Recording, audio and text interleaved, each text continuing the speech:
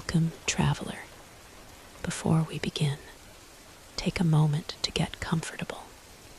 Let your body settle and allow the world around you to grow quiet. Tonight, you are about to begin your studies at Asterwyn Academy, one of the oldest and most respected universities of magic in the world, where enchanted halls, ancient libraries, impossible assignments, late-night parties, and lifelong friendships await.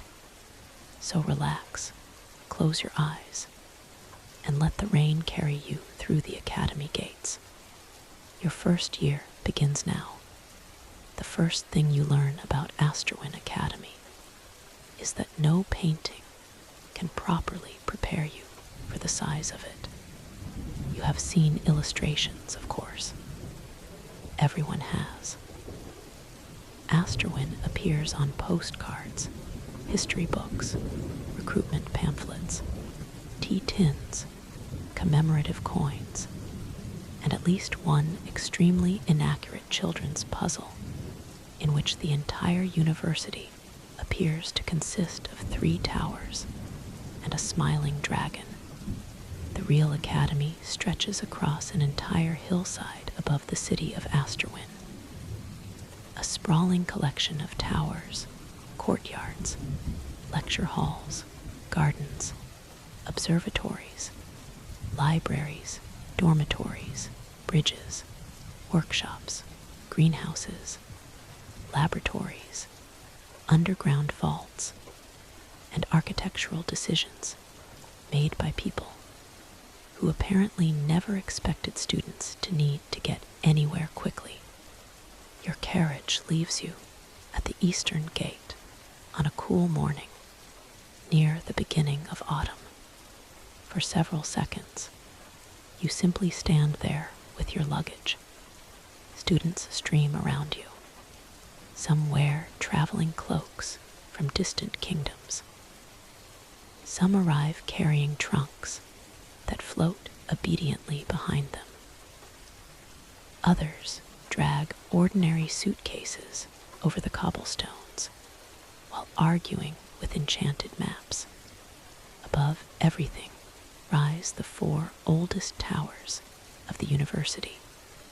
The elemental tower is broad and copper-roofed, with thin streams of water running constantly down channels in its outer walls. Small clouds drift around its highest terraces, changing shape according to whatever experiments are currently being performed inside. The Tower of Vital Studies belongs to life and death magic. Greenhouses climb its southern side like glass-covered terraces, while herb gardens fill the courtyards below. The Cosmic Tower is taller than the others and noticeably crooked. You later learn that it was not originally crooked. An experiment involving localized gravity in 481 caused the upper 14 floors to rotate approximately 3 degrees eastward. The university decided repairing it would be more expensive than simply insisting the lean was architecturally significant. And then there is the Hall of Mirrors. Your school, Mental Magic, occupies a long, pale stone building whose narrow towers overlook the western gardens. Its windows reflect different skies depending on the angle from which you approach them. One shows the actual morning above you. Another appears to contain a sunset. A third displays a cloudy night full of unfamiliar stars. You stare at them long enough that someone behind you says, "First year." You turn. A student with an enormous traveling bag is looking at you. Was it that obvious? The staring gives it away. They nod toward the hall of mirrors. Second years pretend they're too busy to notice anything. Third years are actually too busy. Fourth years stare again because they realize they're leaving. The student adjusts the bag on their shoulder. Welcome to Asterwyn. Then they vanish into the crowd. You remain standing there for another moment. Asterwyn Academy. You actually made it. The thought feels enormous. 3 hours later, the thought has become slightly less majestic because you cannot find your dormitory. Your orientation map insists that Belling House lies directly ahead. There is, however, a fountain directly ahead. You rotate the map. The fountain remains stubbornly present. Belling House, someone asks. You look up. A student carrying 2 boxes of books. Beneath one arm points toward an archway you have already passed twice. Through there, left at the statue of Chancellor Marrow, across the covered bridge, then right. Your map unfolds another section by itself. You glance down. The route now matches perfectly. You could have done that 20 minutes ago, you tell it. The map folds itself closed. You begin to suspect university life may be less dignified than advertised. Belling House turns out to be a tall residence overlooking the western lawns, built around a square courtyard where a stone fountain pours water upward instead of down. Your room is on the 5th floor. There is no lift. By the time you arrive, your new roommate is attempting to convince a wardrobe to move 3 feet to the left.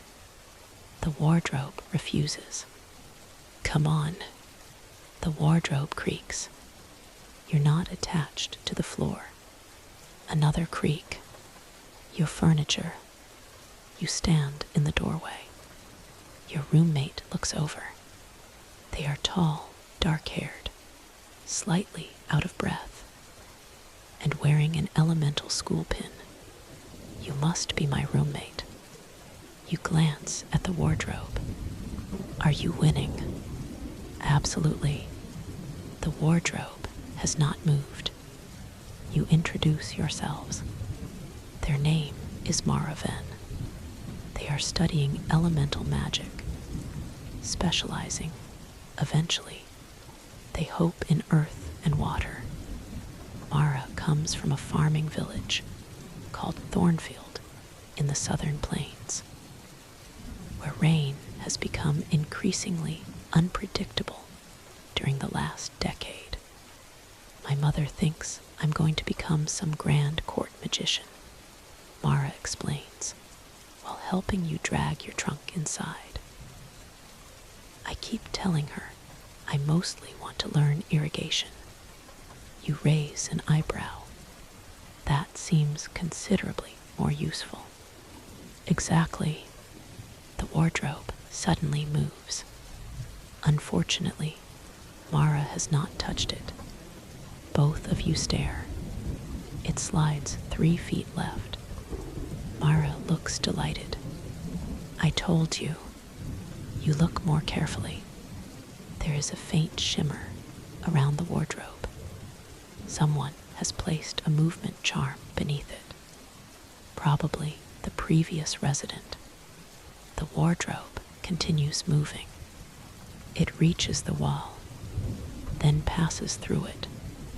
Mara watches as half the wardrobe disappears into the neighboring room. Someone screams next door. You and Mara look at each other. University life begins. Your first week passes in a blur of registration queues, introductory lectures, campus tour, wrong classrooms, new names, dining hall meals, and repeated discoveries that distances appearing short on university maps are not short in reality. Mental magic students spend most of their first year in the Hall of Mirrors. Your introductory classes include foundations of perception, history of mental thaumaturgy, basic illusion architecture, psychological safeguards, dream theory, and a course called ethical influence.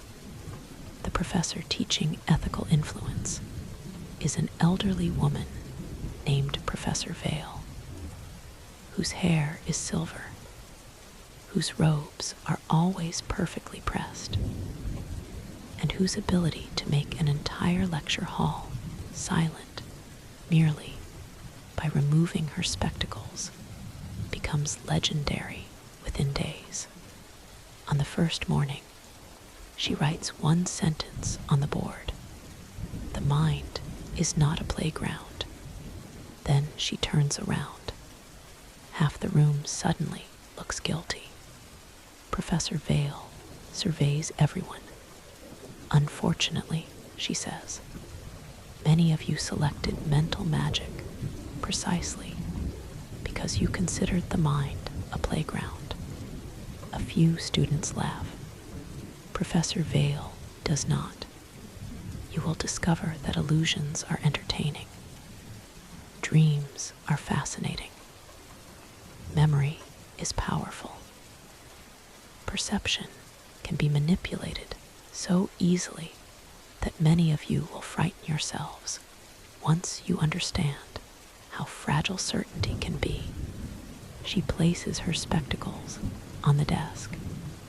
You will therefore learn restraint before influence. Her gaze moves slowly around the room. Anyone wishing to control another person against their will may leave now, and save us both considerable administrative effort. Nobody moves. Wonderful. She puts her spectacles back on. Let us begin with advertising. That is your first surprise. You expected mental magic to feel mysterious. Instead, your first assignments involve investigating why bakeries use particular scents, how stage performers direct audience attention, the ethics of magically enhanced portraits, and why placing illusion charms on public staircases is illegal. Professor Vale proves extraordinarily good at making ordinary things complicated. Professor Sylvan, who teaches basic illusion architecture, takes the opposite approach. He makes complicated things sound ordinary. An illusion, he tells your class, is simply a polite disagreement with reality. Professor Vale, passing the open doorway at precisely that moment, stops walking. Professor Sylvan waits. Professor Vale looks inside. An illusion, she says, is an alteration of sensory interpretation, requiring consent and ethical boundaries. Professor Sylvan nods. That too. She continues walking. He waits until her footsteps disappear. Mostly a polite disagreement. By the end of your second week, you can create a floating blue sphere, visible from every angle. By the third week, you can make the sphere appear solid. By the fourth, you can give it sound. Unfortunately, you cannot yet control the sound particularly well. During practical assessment, your sphere produces the unmistakable noise of someone playing a trumpet very badly. Professor Sylvan circles it thoughtfully. Interesting. It isn't supposed to do that. The sphere makes another catastrophic trumpet noise. Professor Sylvan takes notes. Very interesting. It's supposed to hum. Perhaps it believes in itself. Your grade is acceptable. Barely. Outside classes, your life begins filling with people. There is alien sorrow. A cosmic magic student you meet because he falls asleep face first into his breakfast. You are eating beside Mara in the dining hall when a young man at the next table simply lowers his forehead into a bowl of porridge. Mara looks at you. You look at Mara. The man remains there. You eventually reach over and move the porridge. His forehead hits the table. He wakes immediately. What time is it? 8:20. His eyes widen. In the morning. Yes. Oh no. He grabs 3 pieces of toast. Portal mathematics. Then he runs away. You see him again that evening in the library. He recognizes you. You saved my life. I moved your porridge. Same thing. Ilian dreams of developing long-distance teleportation systems that do not require enormous permanent portal stations. Existing teleportation networks are reliable but expensive. Gates must be constructed in paired locations and maintained constantly by trained cosmic mages. I want someone in a mountain village to be able to visit another kingdom without spending 6 days reaching the nearest gate, he explains. Mara looks impressed. You're going to revolutionize transportation. That's the idea. You fell asleep in breakfast. That's also the idea. Soon afterward comes Sira Elling, a life magic student with a talent for healing spells and an alarming collection of medicinal teas. You meet her when Mara accidentally burns 2 fingers during an elemental practical. It's nothing, Mara insists. Sira looks at the blistered fingertips. It is currently nothing. If you keep touching things, it will become something. She presses 2 fingers lightly against Mara's palm. A soft green glow spreads across the skin. Within moments, the redness fades. Mara stares. That's incredible. Sira shrugs. It's first-year tissue repair. You look at Mara. I can make a blue sphere sound like a trumpet. Everyone contributes differently. The 4th member of your slowly forming group appears during an argument about pudding. His name is Rowan Bell. Technically, he studies life magic. Practically, he spends most of his time experimenting with food enchantments. The dining hall custard is structurally wrong, Rowan announces. You look down at your bowl. It's custard. It has given up on itself. Rowan pokes it. The custard does not respond. I could fix this. Sira sighs. You say that about everything, because everything could be improved with butter. What do you want to do after graduation? Mara asks. Rowan answers immediately. Open a bakery. Everyone pauses. Ilian lowers his fork. A magical bakery. Obviously. What kind of research? No research. Experimental enchantments. No. arcane pastry theory. Bread, Ilian appears, genuinely confused. Just bread. Good bread. Rowan smiles.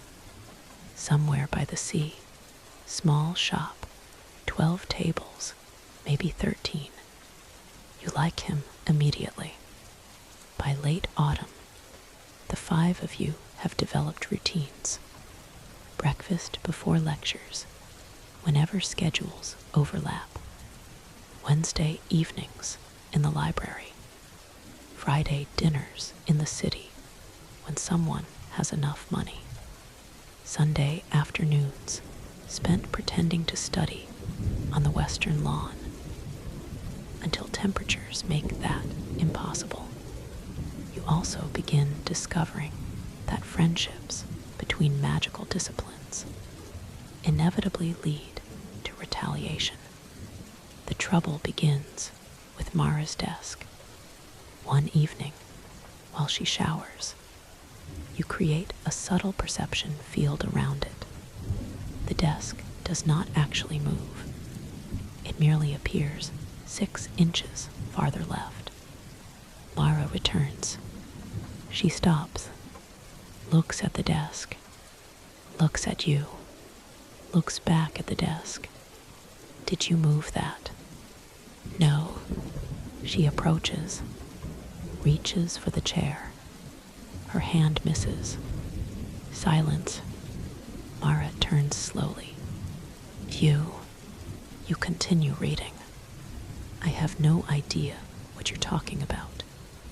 The next morning, a tiny rain cloud follows you to breakfast. It rains directly over your head. Nowhere else. Students step around you, while Mara eats toast with extraordinary satisfaction. You endure 8 minutes before creating an illusion that makes every spoon on the table appear to have Mara's face. This becomes the beginning of a magical arms race. Sira grows, flowers through the pages of your dream theory textbook. You make Ilian believe every clock he sees is running backward. Rowan enchants Mara's boots to smell faintly of cinnamon. Someone, nobody, admits responsibility, causes Professor Sylvan's classroom skeleton model to applaud whenever he says the word perception. Professor Sylvan allows this to continue for 4 days before turning to the skeleton and saying, "Your enthusiasm exceeds that of most of my students." It applauds. By winter, Asterwyn feels less like an institution and more like a world you have somehow entered. Snow covers the roofs. Elemental students create heated pathways across the courtyards. Life students decorate residence halls with evergreen vines that grow tiny glowing berries. Cosmic students suspend hundreds of lights above the central lawn until the entire campus resembles a piece of night sky lowered between the towers. Mental magic students are officially prohibited from creating imaginary snow creatures. After what happened 3 years ago, nobody will tell you what happened 3 years ago. This makes everyone considerably more interested. Then comes examination season. The magic disappears from university life remarkably quickly when examinations begin. Libraries remain open through the night. Dining halls serve emergency coffee. Students carry stacks of notes everywhere. Cosmic magic students become nocturnal. Life magic students begin distributing herbal concentration tonics until the administration issues a reminder natural does not mean consume 6 bottles. You promise yourself you will prepare responsibly. You make a schedule. It is beautiful. Every subject has a color. Every reading has a time slot. There are designated breaks. There is even a section titled Personal Wellness. The schedule lasts 36 hours. 3 evenings later, you are sitting in Bellinghouse's kitchen with Mara, Ilian, Sira, Rowan, 11 open books, 2 cold cups of tea, and absolutely no idea what Professor Vale means by contextual ethics in layered perception environments. She means you can't make someone see something misleading simply because technically you didn't lie, Sira says. You stare at her. How do you know that? I read the chapter. There is a long silence. Rowan looks at you. You are supposed to read the chapter. I read some of the chapter. How much? You consider lying. Professor Vale would somehow sense it. 7 pages. Mara slowly pushes the book toward you. Read. You do. At 2 in the morning. Something about contextual ethics finally begins making sense. At 3, nothing makes sense. At 3:20, Rowan attempts to make study snacks. At 3:40, the fire alarm announces that Rowan has failed. You pass ethical influence with a respectable grade. Basic illusion architecture goes better. Dream theory goes considerably worse. For nearly 2 hours after receiving the result, you are convinced there must have been a mistake. There is not. You passed. Barely. Mara finds you staring at the result board. Well, you point. She looks, then grins. You survived. I think, academically speaking, I was pronounced dead and revived at the last possible moment. That still counts.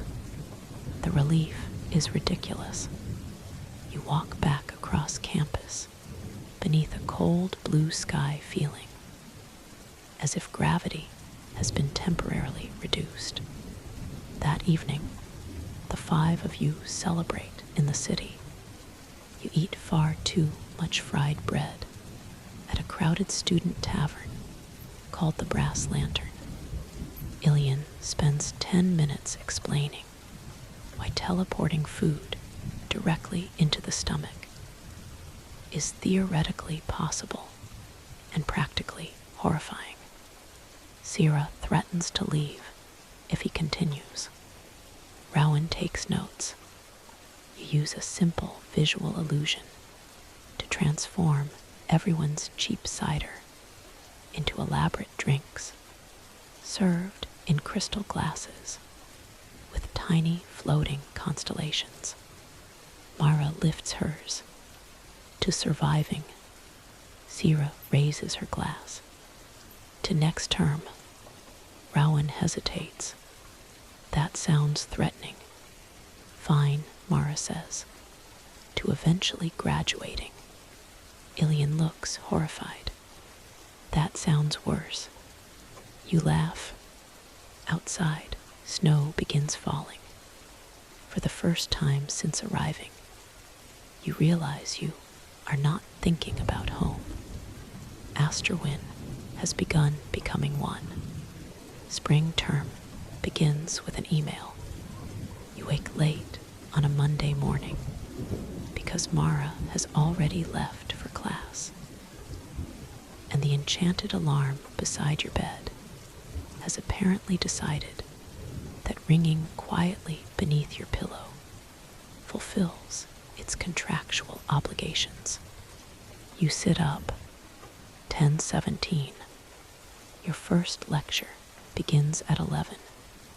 There is also a notification glowing above your desk. You wave it open.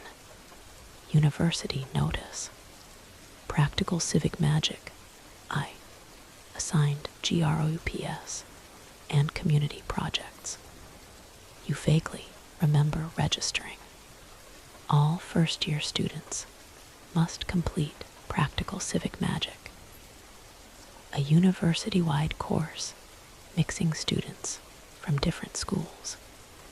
You assumed there would be lectures, possibly diagrams, perhaps a carefully supervised demonstration involving a broken aqueduct. You scroll. Team 47, Mara Venn, Elemental Magic. Sierra Elling, Life and Death Magic. Ilian Sorrel, Cosmic Magic. Rowan Bell, Life and Death Magic. You stare, then your own name appears beneath theirs. A second message follows. Project assignment. ASDRWIN, South Teleportation Station. Persistent luggage displacement. Passenger belongings arriving between approximately 140 and 900 meters from intended destination. Investigate cause. Develop safe solution. Submit technical report and public service recommendation. You read it twice. Then you notice the final line. First site inspection. Today, 12:00. You look at the clock. 10:19. For perhaps 3 seconds, you consider the elegant, responsible path. You could get dressed immediately, pack your notes, eat something, walk calmly to the station. Instead, you spend 12 minutes trying to find your left shoe. You discover it beneath Mara's bed. You have no explanation for this. By 11:35, you are running downhill through the university gates with toast in your mouth. A tiny rain cloud appears above you. You stop. Mara. Somewhere ahead, laughter echoes down the street. The teleportation station stands near the southern edge of the city. A huge circular building of pale stone and brass. Travelers pour through its doors. Inside, 6 enormous portal arches occupy the central hall, each connected to another station somewhere across the continent. Blue-white light shimmers inside them. Arriving passengers step through carrying bags, trunks, pets, instruments, parcels, crates, and occasionally expressions suggesting teleportation has disagreed with their stomach. Mara, Sierra, Ilian, and Rowan wait beside an information desk. You're late, Mara says. It's 11:58. You're emotionally late. A university supervisor approaches. Professor Ansel Tarot is a compact man from the School of Cosmic Magic, with spectacles so thick they magnify his eyes slightly. Team 47. You gather around him. Professor Tarot gestures toward the portal hall. Your problem is straightforward. Ilian immediately looks suspicious. Straightforward. Something is going wrong. That part is straightforward. Excellent. You understand the assignment. Professor Tarot hands over 5 temporary inspection badges. Passengers arrive correctly. Their luggage does not. Rowan glances toward the portals. Where does it go? Various places. How various? Professor Taro checks his notes. Yesterday, a suitcase from Melora arrived in a fountain. Sierra winces. A trunk from North Haven appeared inside a haberdashery. Myra looks delighted. Did it damage anything? Only the haberdasher's attitude. You walk deeper into the station. At first, you assume this will mostly be a cosmic problem. Portals involve space. Ilian knows space. Therefore, Ilian will explain everything, while everyone else attempts to look useful. That theory survives approximately 6 minutes. The portal itself is stable. Ilian examines the runic framework. Coordinates are perfect. Mara checks the surrounding foundation. No structural shifting. Sierra studies the luggage retrieval charms. No living enchantments interfering. Rowan watches a suitcase come through Portal 3. The suitcase disappears. A station worker groans. Again, Professor Taro checks a tracking crystal. 2 straights east. You watch the next traveler approach. An elderly man steps through the portal, carrying a walking stick. His suitcase follows behind. For half a second, everything looks normal. Then something flickers. You feel it. A subtle pressure behind your eyes. Faint, almost nothing. The kind of sensation mental magic students are trained to notice. You lift your head. Wait.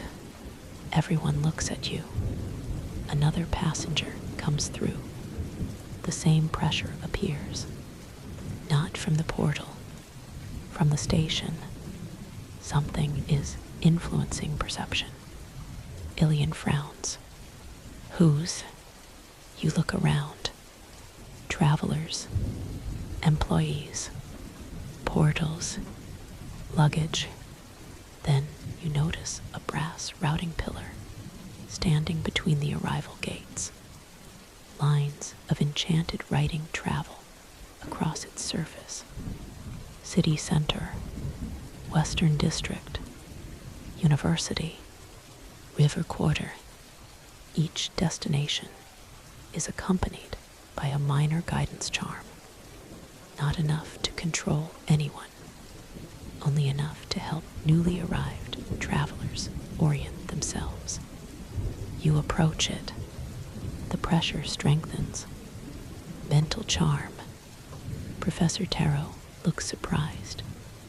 That system only provides directional assistance. It's stronger than it should be. You place your fingers near the brass without touching it. Mental magic does not feel like heat or electricity. It is closer to noticing when someone is watching you. A pressure of attention, a suggestion waiting to become a thought. You close your eyes.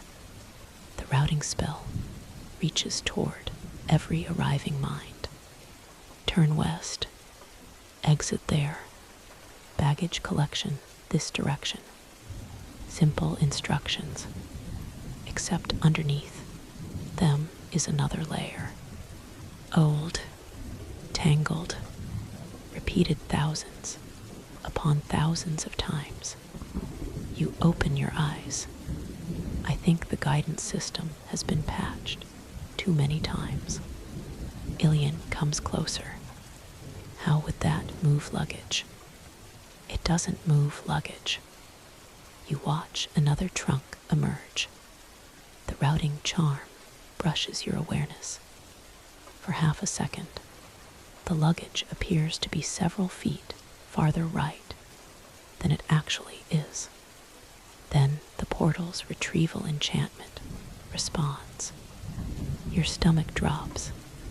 The station doesn't know where the luggage is. Professor Tarot's expression changes. You continue. The portal puts it in the correct place. The guidance spell alters perception around the arrival platform. The retrieval system reads the altered position as if it were real. Ilian stares at the routing pillar. So the portal thinks the luggage arrived incorrectly and corrects it, Mara says, by teleporting it again, based on false coordinates.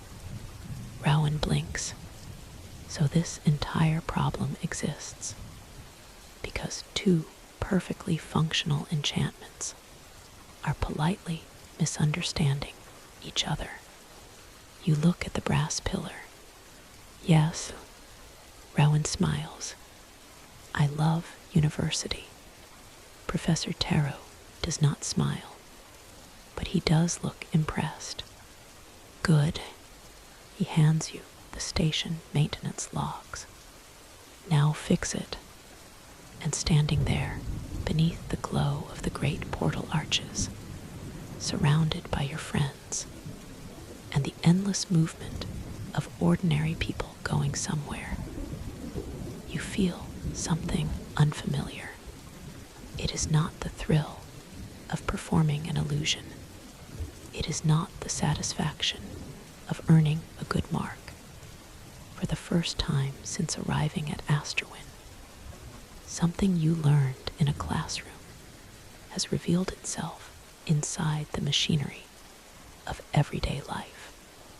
Thousands of travelers pass through this station every week. Nobody will write songs about correcting a luggage routing enchantment. Nobody will carve your names into a monument. Most people will never know anything was wrong. They will simply arrive somewhere and find their suitcase waiting where it should be.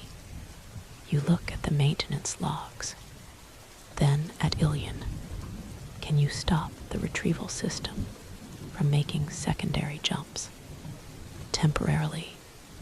Mara, can you inspect the routing pillars, physical enchantment channels? Absolutely.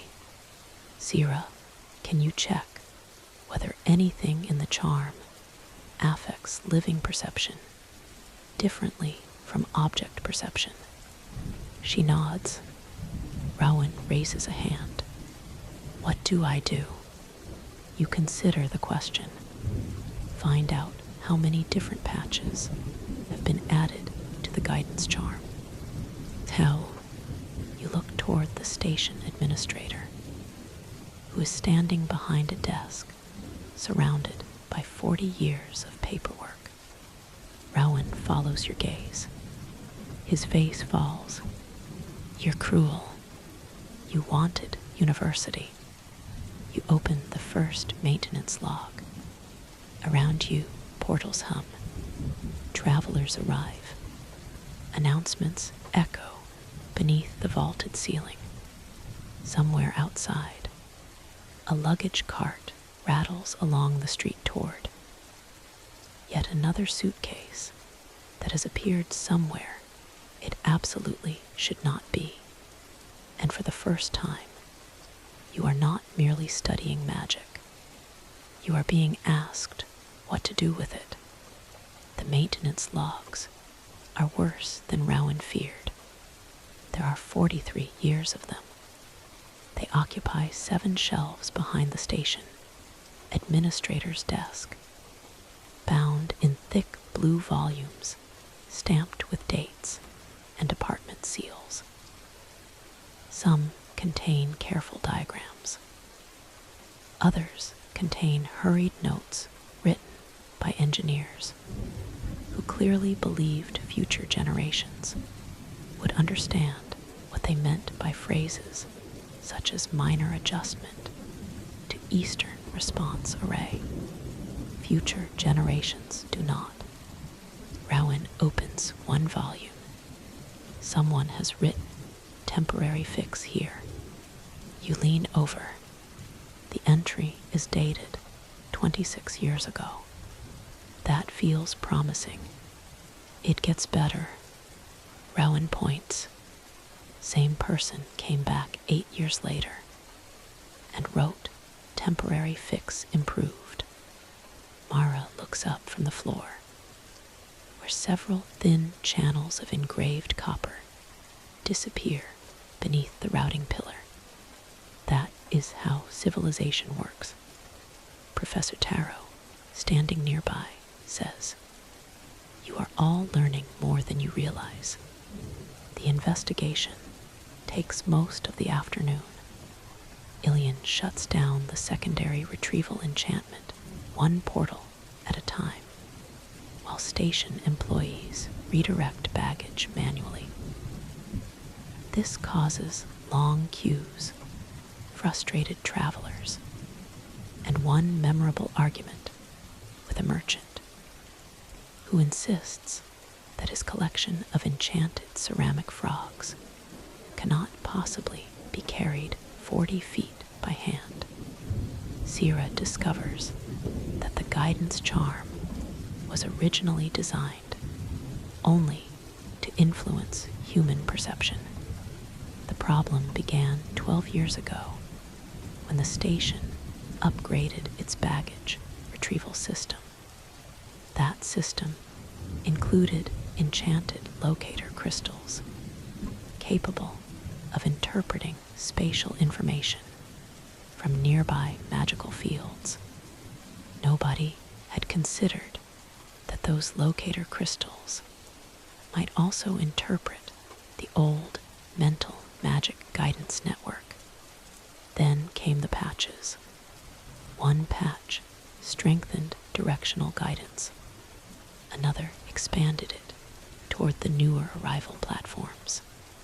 Another corrected an issue in which travelers leaving Portal 4 repeatedly walked into the men's washroom. Another compensated for the previous correction. Over time, the guidance field became less like a simple suggestion and more like a complicated argument conducted by 37 different engineers across several decades. You spend nearly 2 hours tracing it. Mental enchantments leave patterns. Professor Vale taught you this. Intent matters. Every spell designed to influence perception carries a structure shaped by what the original caster wanted the mind to notice. The oldest layer is elegant. Notice this sign. Understand this direction. Recognize this exit. The newer layers become increasingly messy. Ignore that corridor. Redirect attention here. Strengthen this symbol. Suppress conflicting instruction. Compensate for westward drift. By late afternoon, you are sitting cross-legged beside the brass routing pillar, with several pages of notes spread around you. I think we should remove most of it. Professor Taro peers down at you. Most, everything added after the original framework. The station administrator looks horrified. Those adjustments solved problems. They also created new ones. Some of those adjustments were extremely expensive. You look at the pillar. That doesn't make them good. Mara snorts. Professor Taro covers a smile with one hand. The administrator does not smile at all. Ilian crouches beside you. If the original guidance framework is stable, the locator crystals shouldn't misread it. That's what you said. It should work. Should. Ilian rubs his eyes. Cosmic magic is built almost entirely on very confident uses of the word should. You consider this. That explains the tower. That was one experiment. You have a crooked building. Architectural history. You're all impossible, Sira says. Rowan returns carrying sandwiches. Nobody asked him to get sandwiches. This is why Rowan gradually becomes indispensable. You work until evening. The old additions cannot simply be erased. Mental enchantments woven into public infrastructure require careful unwinding, because sudden removal can produce perceptual echoes. So you separate the layers. You identify the oldest design. You isolate the patches. Then, under Professor Tarot's supervision, you begin removing them one by one.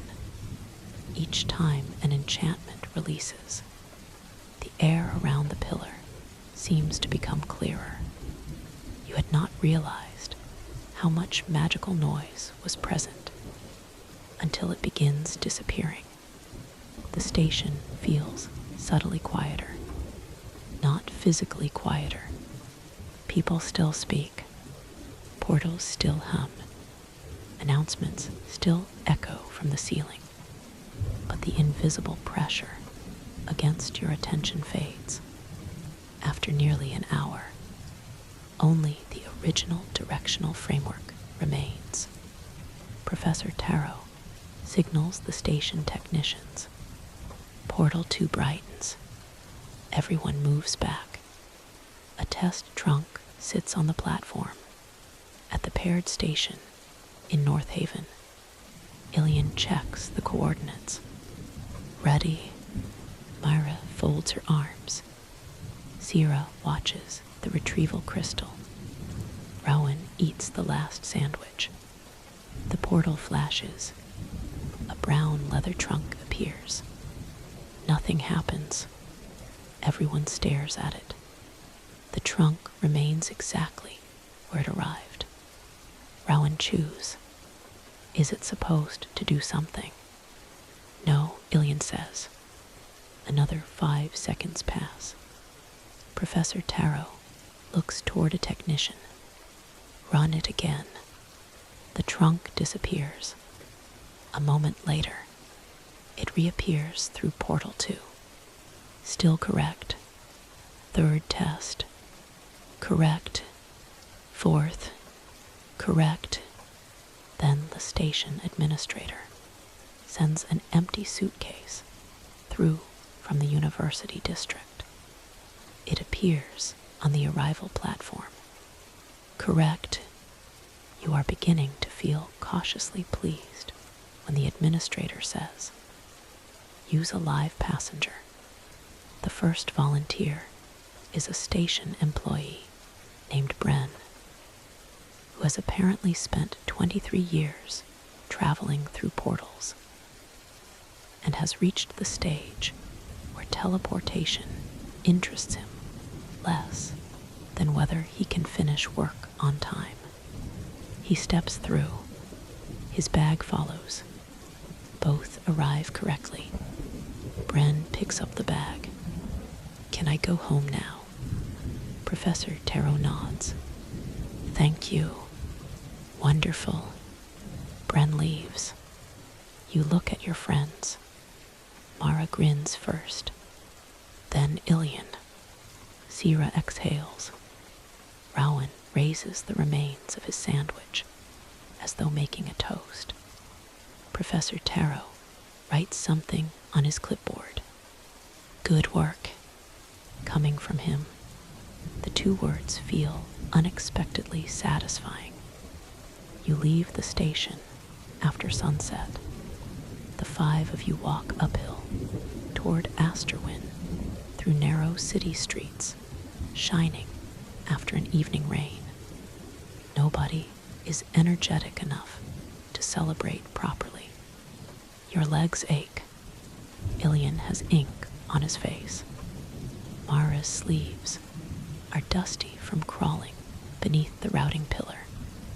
Sierra carries 3 separate inspection forms because the station clerk refused to accept them until every signature was in the correct color of ink. Rowan has somehow acquired 6 leftover sandwiches. The city glows around you. Window lamps shine above bakeries and bookshops. Trams powered by small elemental crystals rattle along iron tracks. An enchanted street sweeper pushes leaves toward the gutter while muttering complaints to itself. Ordinary magic. You notice it differently now. Water warming inside apartments.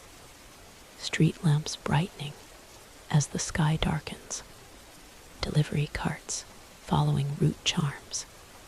A public clock correcting itself against a cosmic timing signal. Tiny things, useful things. Mara notices you looking. What? Nothing. You're doing the thing. What thing? The thinking face. You cannot see my thinking face. I share a room with you. You walk another few steps. Then you glance back toward the distant dome of the teleportation station. It's strange. What is? All that work just so people's luggage arrives next to them. Mara shrugs. That matters. I know. That's why it's good. You think about Thornfield, about irrigation, about a student coming to one of the greatest magical universities in the world. Because somewhere far away, there is a field that needs water. Mara nudges your shoulder. Come on. Rowan says he'll give us a sandwich. I said you could buy a sandwich. You stole them from the station. I rescued them from disposal. They were on the staff table. They were lonely. By the time you reach campus, you are laughing again. Your report earns Team 47, one of the highest marks in the course. Unfortunately, this creates expectations. The second assignment arrives 3 weeks later. A ghost has occupied the reading room of a small village library 12 miles north of Asterwyn. The ghost is harmless. The ghost is also extremely annoying, according to the complaint submitted to the university. It rearranges books by personal preference, criticizes readers' choices, and refuses to allow anyone to borrow Volume 6 of a historical romance series because it considers the ending artistically indefensible. You travel to the village by coach on a bright spring morning. Professor Tarot accompanies you, but makes it immediately clear that he intends to provide almost no help. The purpose of civic magic is not observing professors solve problems. Rowan looks out the coach window. What if the students would enjoy that? You would not. I might. You would receive no credit. I withdraw the suggestion. The village is called Bellwether. Its library occupies an old stone building beside a bakery and a narrow stream. The librarian meets you at the door. Her name is Mistress Pella, and she looks exhausted. He is upstairs. Who is he? Sierra asks. We don't know. You have a ghost, and you don't know who the ghost is. We asked. What did he say? Mistress Pella closes her eyes. He said labels are the refuge of people frightened by ambiguity. Mara whispers, I already hate him. The ghost is in the history section. He appears as a translucent elderly man wearing clothes from perhaps 70 years ago. He is reading. A stack of books floats beside him. Without looking up, he says, If you are from the university, I refuse exorcism. Sira steps forward. Nobody mentioned exorcism. Good. He turns a page. Barbaric solution. Sira glances at you. You glance at Mara. Mara mouths, told you. The problem takes 2 days. Not because the ghost is dangerous. Because he is stubborn. His name, eventually, turns out to be Edwin Marr. He died 59 years ago. He was once the librarian. He does not remember dying. He does not remember why he returned. His memory exists in fragments, which makes him both a life and mental magic problem. Sira can communicate safely with his spirit. You can help identify how memory distortion is affecting what he understands. The others search local records. By the end of the first day, you know 3 things. Edwin loved books. Edwin disliked noise. Edwin had an extremely strong opinion about historical romance. You spend the night above the village inn. After dinner, everyone gathers in one room to compare notes. Ilian has found an old newspaper article. Library fire, he says. 59 years ago. Sira looks up. Same year he died. Same month. Mara spreads property records across the bed. The old library wasn't here. You lean closer. She points toward a map. It stood near the river. Rowan produces a village ledger. Moved after flood damage. You think about Edwin, about his confusion, about the way he repeatedly insists Volume 6 cannot leave the building. The next morning, you ask him about the fire. He becomes silent, not hostile, silent. His transparent hands tighten around the book he is holding. I don't remember. You sit across from him. You don't have to force it. Professor Vale's lessons return to you. Damaged memories cannot simply be pulled open. Memory is not a locked drawer. It changes whenever it is recalled. Push too hard, and you can alter the thing you are trying to recover. So you ask about ordinary details. His desk, the old reading room, where he kept the tea, what books children liked. Slowly, fragments emerge. Rained, smoke, people shouting, a shelf collapsing, someone crying, a little girl. Then Edwin stops. The air around him flickers. Sira gives you a warning glance. Enough. You stop. Later, Rowan finds the missing piece. Volume 6 of the romance series has been in the village for nearly a century.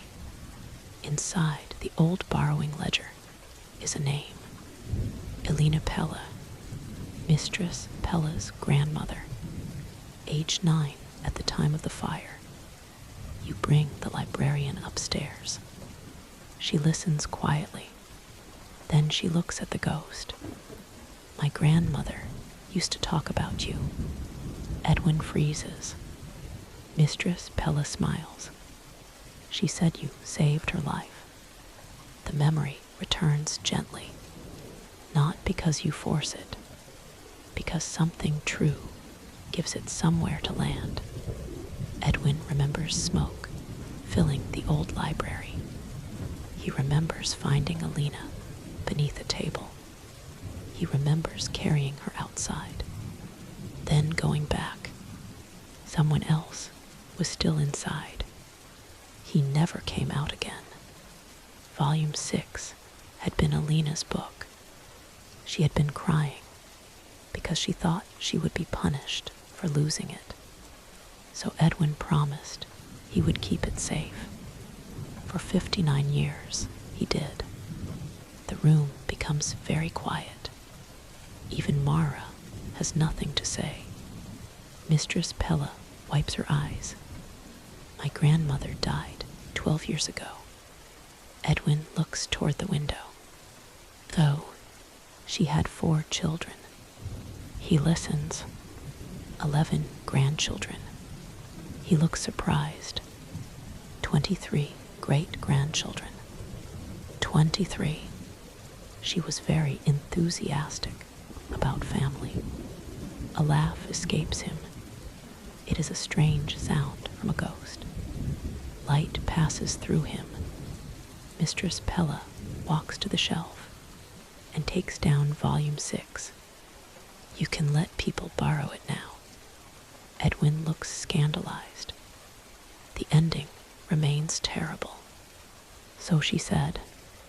He stares at her. She said that. Every time she mentioned it, the ghost begins laughing again. He does not disappear. You had expected that. Stories always make ghosts vanish once their unfinished business is resolved. Real spirits are apparently under no obligation to respect storytelling conventions. Edwin simply decides he would rather remain. The library agrees to register him as a resident historical spirit. The university helps create boundaries. He may recommend books. He may assist with archives. He may not hide books because he dislikes them. He may not criticize children under 12 for reading adventure novels. And volume 6 must remain borrowable. Edwin signs the agreement by dipping one transparent finger into enchanted ink. Before you leave, he calls you back. You turn. He studies you for a moment. You were careful. You are not sure what he means. With the memory, he says, you could have pulled harder. That might have damaged it. Yes. He looks toward the window. Many people prefer answers to patience. Then he returns to his book. The sentence follows you home. Spring deepens. Trees blossom along the university lawns. Students drag chairs outside the residence halls.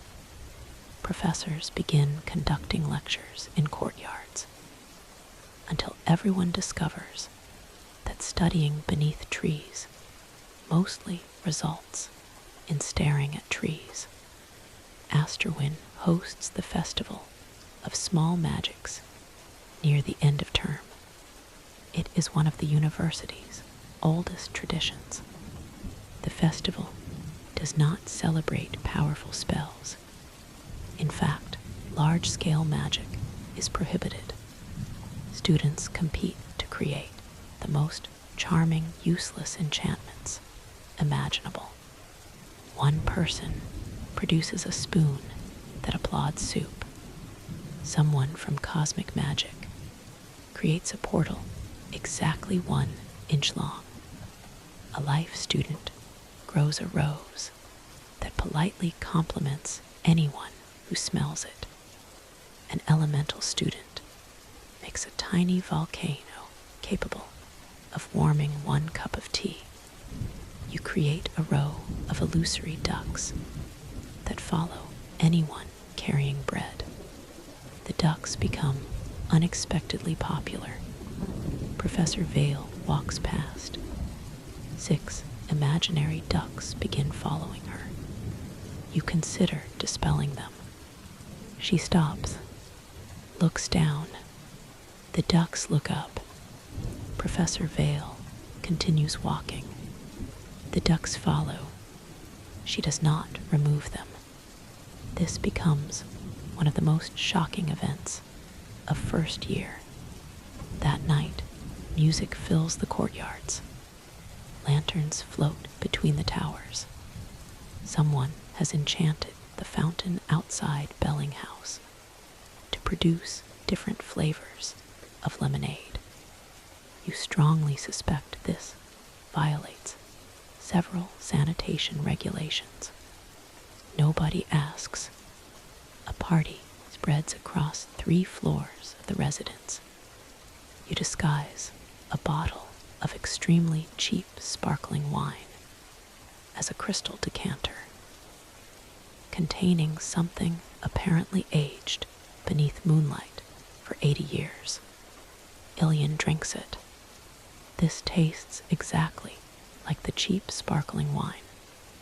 Your mind lacks imagination. My tongue has standards. Mara arrives, wearing a crown made from moving water.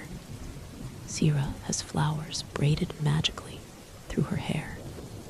Rowan carries pastries. Nobody knows where he acquired them. The night stretches. You dance badly.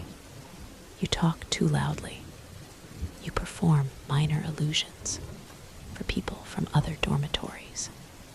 At some point, you make every portrait in the hallway wink simultaneously.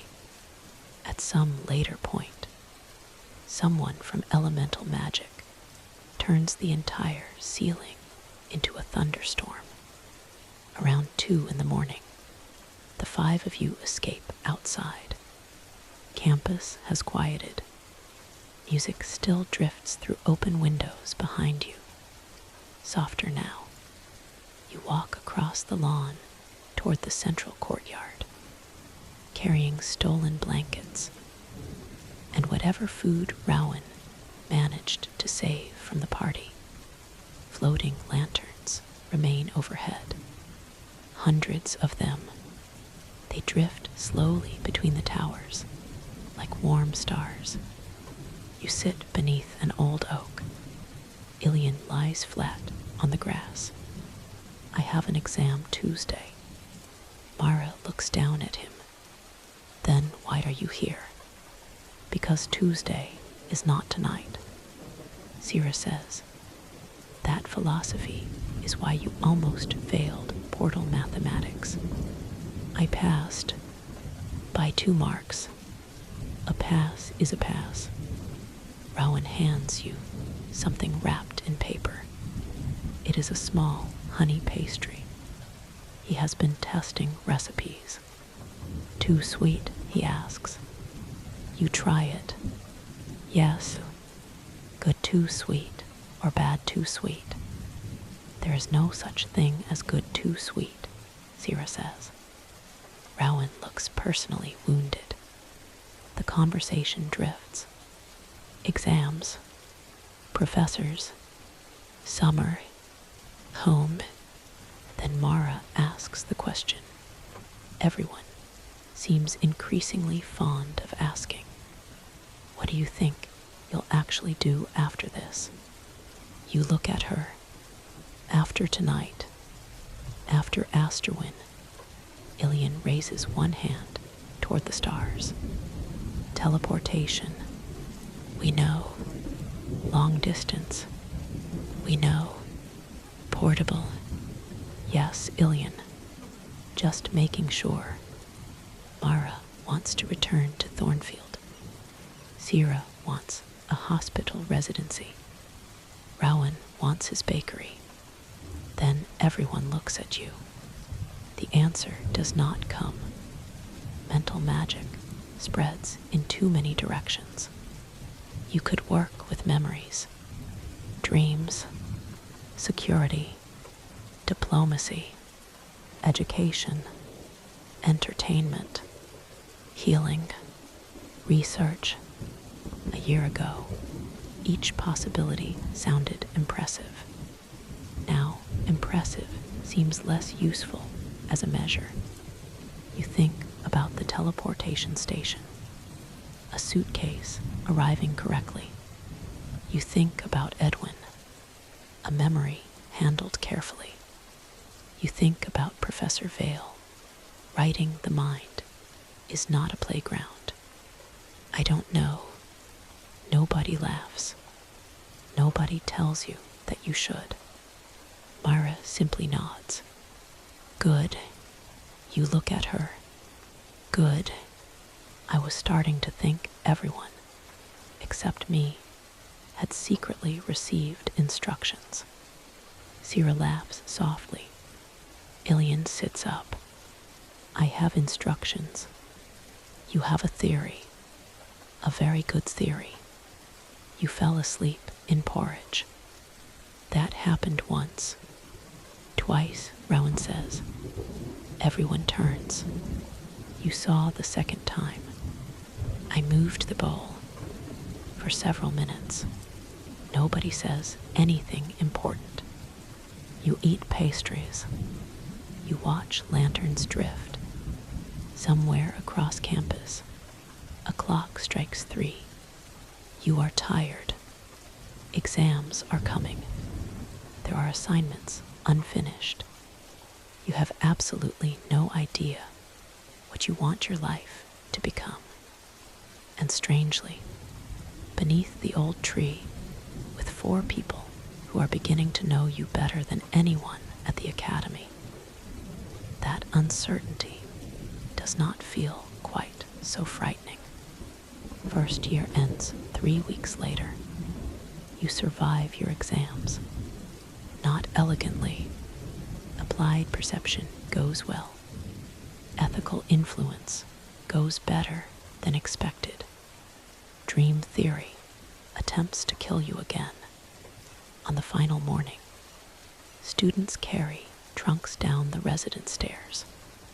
Corridors that seemed impossibly crowded in autumn empty one room at a time. Mara leaves before you. Her family has sent a wagon. She stands in the doorway with 2 bags, 3 textbooks, a potted plant Sierra gave her, and a box containing something that occasionally growls. What is in there? Elemental practical. You're taking it home.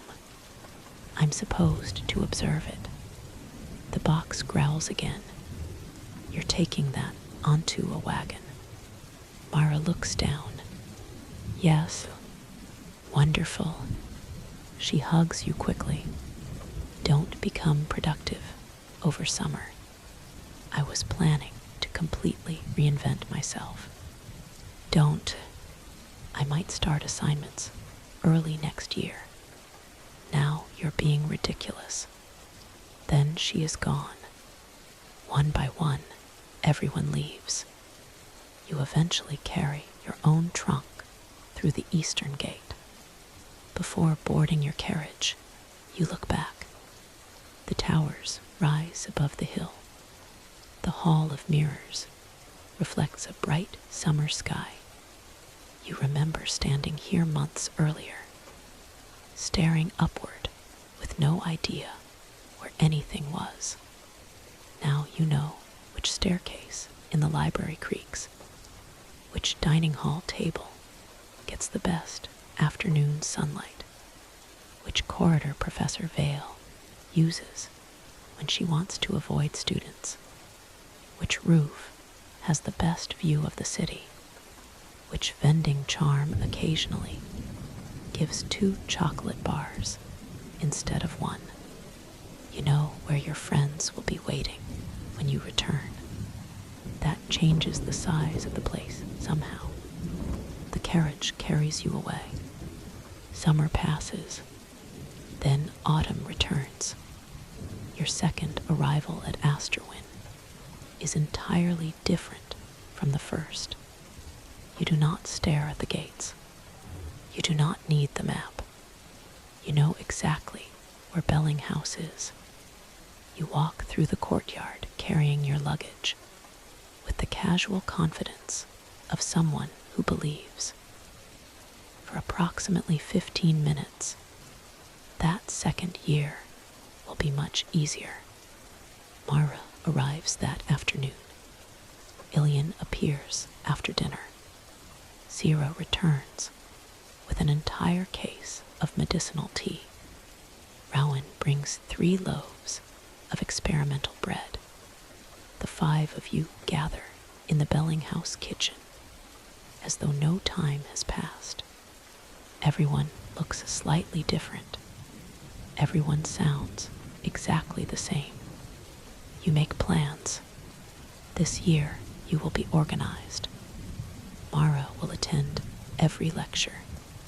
Ilian will sleep 8 hours each night. Zira will stop volunteering for everything. Rowan will focus on his actual degree. You will finish assignments at least 48 hours before their deadlines. The promises are solemn. They last 9 days.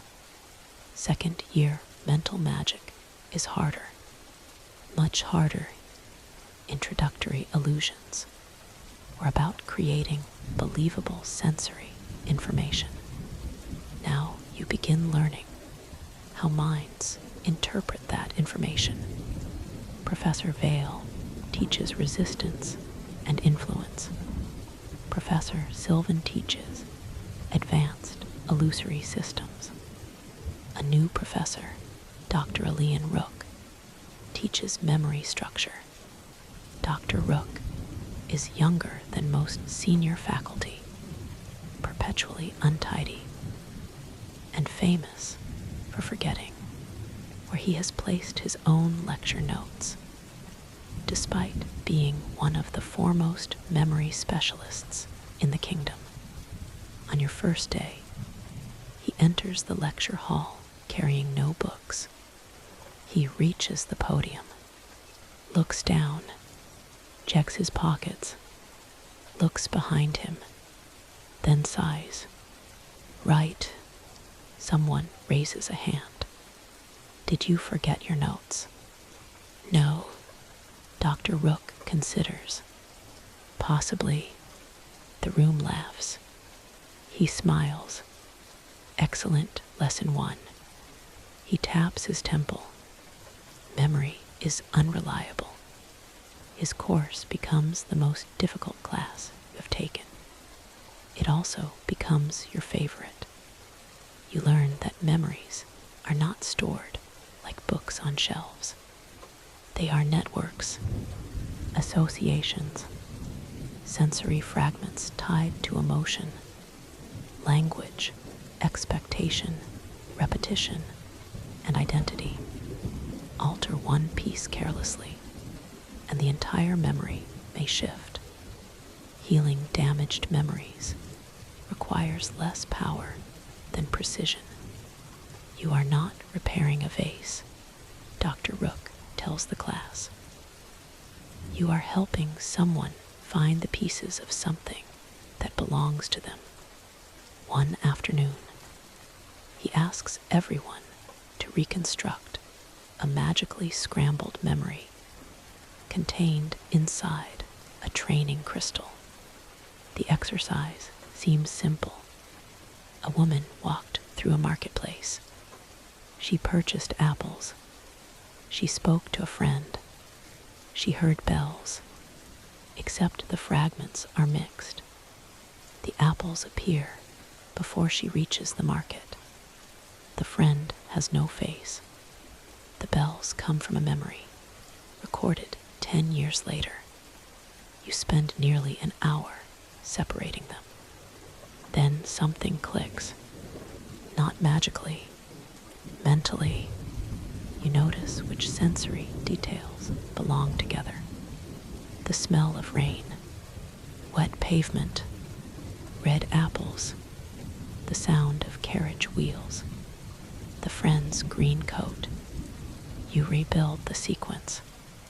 When the crystal clears, the memory plays correctly. Dr. Rook stops beside your desk. He watches, then watches it again. You're good at this. The words catch you off guard. You look down at the crystal. I nearly attached the bells to the wrong sequence. But you didn't. He picks up the crystal. You wait before deciding what something means. You remember Edwin.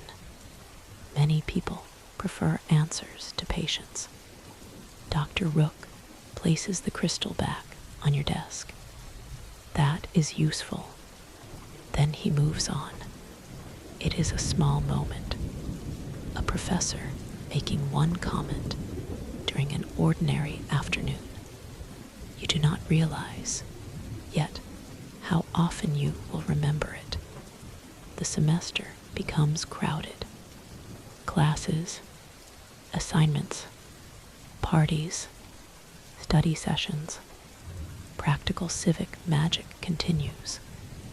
Now, with more complicated cases, you help design an illusion-based navigation system for a student who cannot easily read traditional signs. You spend a miserable rainy weekend protecting orchard blossoms from an early frost, while Mara and other elemental students redirect cold air currents above the trees. You assist Ilian with a teleportation experiment that sends his left shoe into a locked faculty office. Nobody ever determines how. There are romances too, small ones. A person from your advanced illusion seminar starts sitting beside you more often than necessary. Conversations stretch after class. Coffee becomes dinner. Dinner becomes several evenings wandering through the city. For a while, something warm and uncertain develops. Then schedules change. Interest shifts. Neither of you does anything terrible. Nothing dramatic happens. One evening, you both understand that what was pleasant does not necessarily have to become permanent. You remain friendly. University teaches endings in small ways before it teaches the larger ones. Winter arrives again, and with it comes the first grade that genuinely hurts. The assignment is worth nearly a third of your mark in memory structure. You work hard on it, actually hard. No procrastination, no last-minute panic. You spend 12 days researching. You rewrite your analysis twice. You submit it early. By your standards, this is a historic achievement. When Dr. Rook returns the papers, you are already imagining something respectable, perhaps very respectable. Then you see the mark. It is not a failure. You almost wish it were. Failure would feel dramatic. This is simply disappointing. A mediocre result on something you genuinely believed was good. Comments fill the margins. Assumption unsupported. Interpretation too narrow. Strong observation. Weak justification. Consider alternative reconstruction. You read the mark again. The number remains unchanged. Around you, papers rustle. Someone nearby whispers excitedly about receiving one of the highest grades in the class. You close your folder. The rest of the lecture passes without much reaching you. Afterward, snow has begun falling outside. You walk alone toward Belling House. For once, you do not feel like finding your friends immediately. There is a particular kind of disappointment that comes from failing after procrastinating. You know exactly whom to blame. This is different. You tried. You did what responsible students are supposedly meant to do. And it still was not enough. By evening, the paper is lying face down on your desk. Mara returns from class. She notices it, then notices you. Bad. You shrug. She picks up the paper. You let her. Mara reads the mark. That's not terrible. You look at her. She immediately corrects herself. Right, wrong thing to say. She sits on the edge of her bed. You worked really hard on this. Yes, that sucks. Somehow that is better. You stare at the ceiling. I thought I understood it. You probably do. Apparently not. Mara considers. You know, last year, when I nearly failed hydrological foundations, you complained about it for 6 weeks. I complained because Professor Delrote lacks intuitive understanding of pressure systems on my exam. That seems cruel. I thought so. Mara leans back against the wall. Then this summer, I went home and helped repair the north irrigation channel. You turned toward her, and I used the exact thing I nearly failed. She shrugs. I understood it better when it was water going somewhere people needed it to go. The room becomes quiet. Outside, snow taps lightly against the window. Mara looks at your paper. Maybe you're bad at essays. Thank you. You're welcome. She hands it back. But you were good with Edwin. You look down at the comments again. Alternative reconstruction. Weak justification. Assumption unsupported. The words still sting. They probably will for a while. But eventually, you turn the paper over. You read the feedback again. This time more slowly. Then you open your notebook. Not because you suddenly feel inspired. Not because disappointment has magically transformed into motivation. Mostly because the exam is in 5 weeks. And sulking has proven historically ineffective as a study method. Mara stands. I'm going to dinner. I'll come in 10 minutes. You mean 40, 20, 30. Fine. She opens the door, then pauses. Oh, Ilian says something happened in the cosmic tower. What kind of something? He used the phrase, minor spatial complication. You close the notebook. How minor? He wouldn't say. You stand. Mara grins. So much for studying. This is educational. Obviously. You grab your coat. Outside, bells begin ringing somewhere across campus. Not emergency bells. Nothing quite so serious. These are stranger.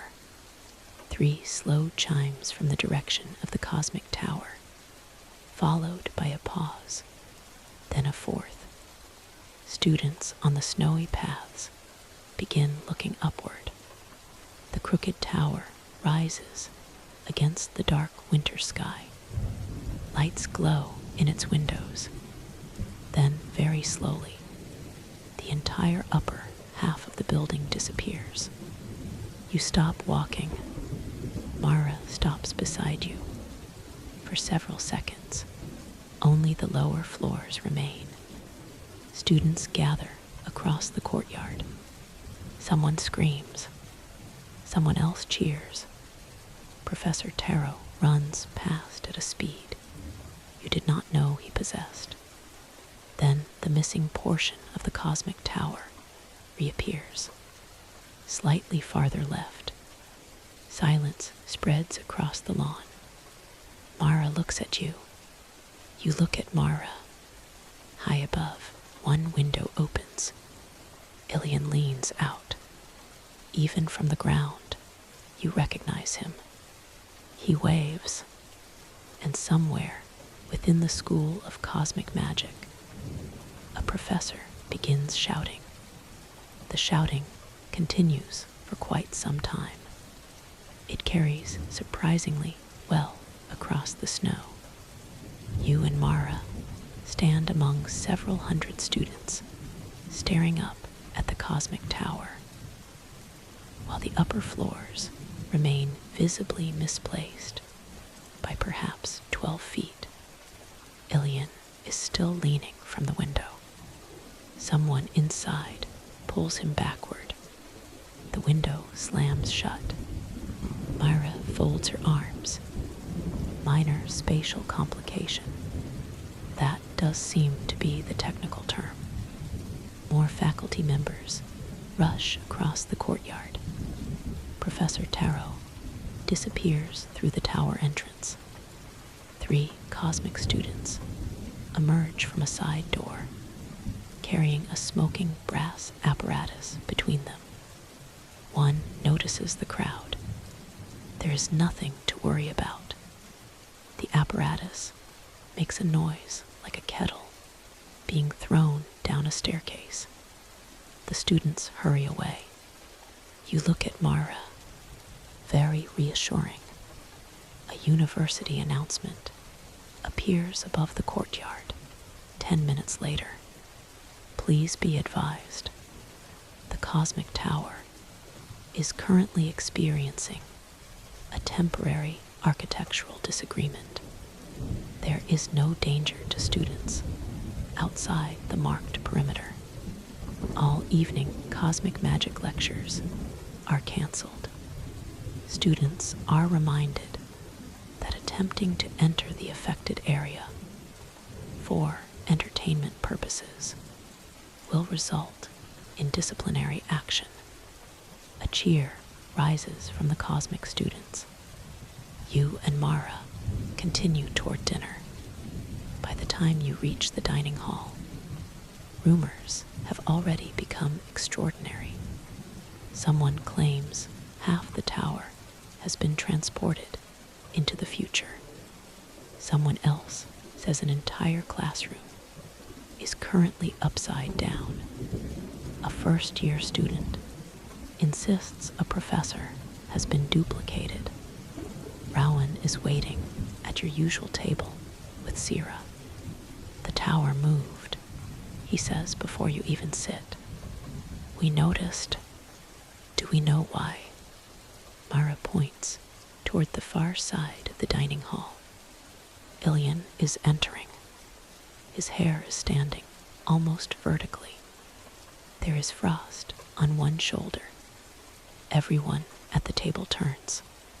He reaches you, drops into a chair, takes Rowan's water, drinks all of it, then says, "That could have gone better." Sira stares. What did you do? I personally did almost nothing. That sentence has never made anyone feel safer. It was Professor Halwick's experiment. Were you involved? Define involved. Mara leans forward. Were you in the room? Yes. Were you touching anything? Not at the relevant moment. You ask the obvious question. What happened? Ilian looks around the table. They were testing a spatial anchor. Rowan takes a roll from the bread basket. Explain that, as if nobody here willingly studies portal mathematics.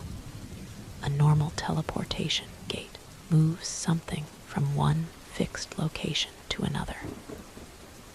A spatial anchor does the opposite. It makes something extremely difficult to move. Mara glances toward the window. The tower moved.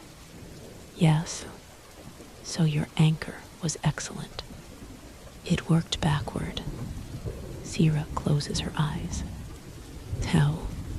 That is currently the important research question. The upper half of the cosmic tower remains displaced for 3 days. Classes move into spare rooms across campus. Several cosmic professors describe this as an exciting opportunity to gather unprecedented data.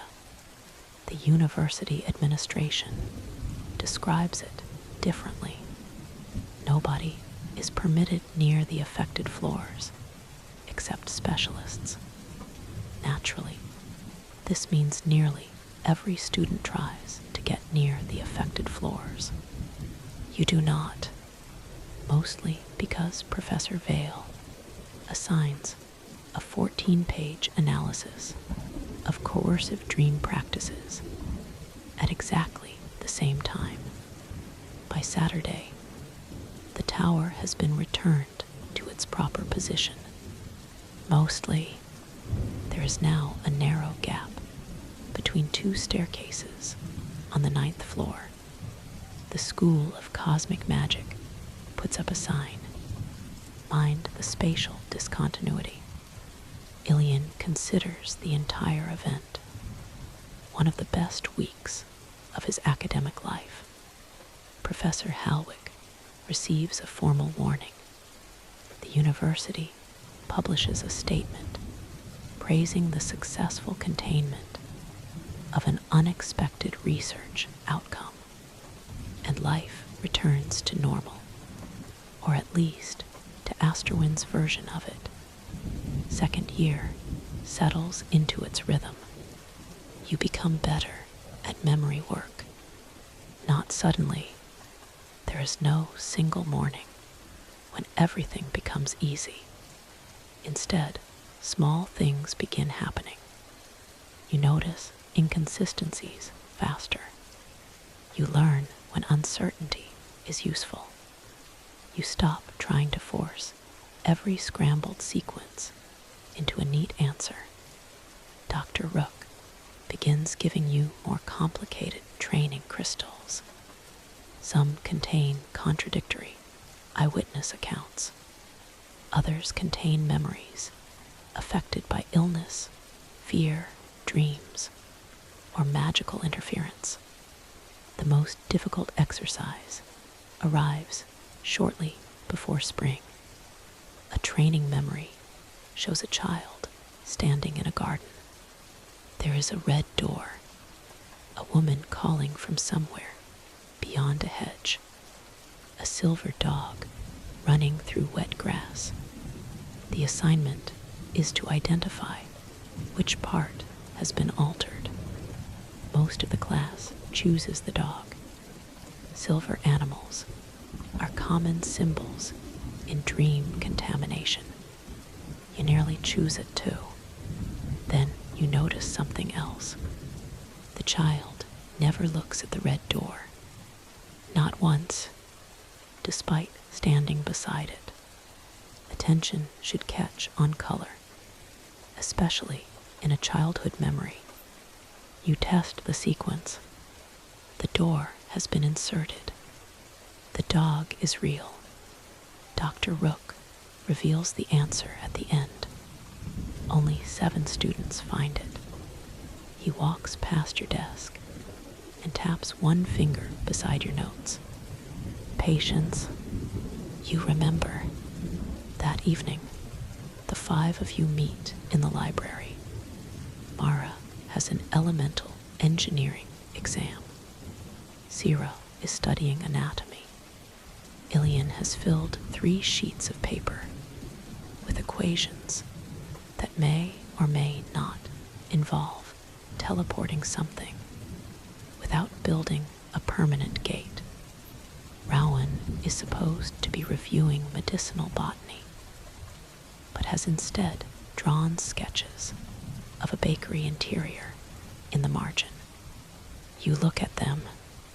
Is that your shop? He covers the page. No, you drew an oven.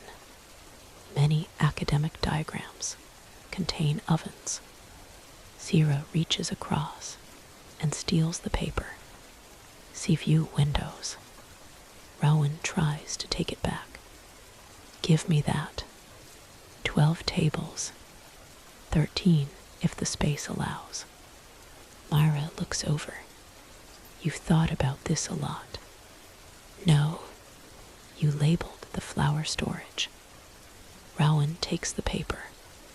Responsible planning is not obsession. Ilian, without looking up from his equations, says, you should put the proofing room on the northern wall. Everyone stares at him. He continues writing. More stable temperature. Rowan slowly turns the page and makes a note.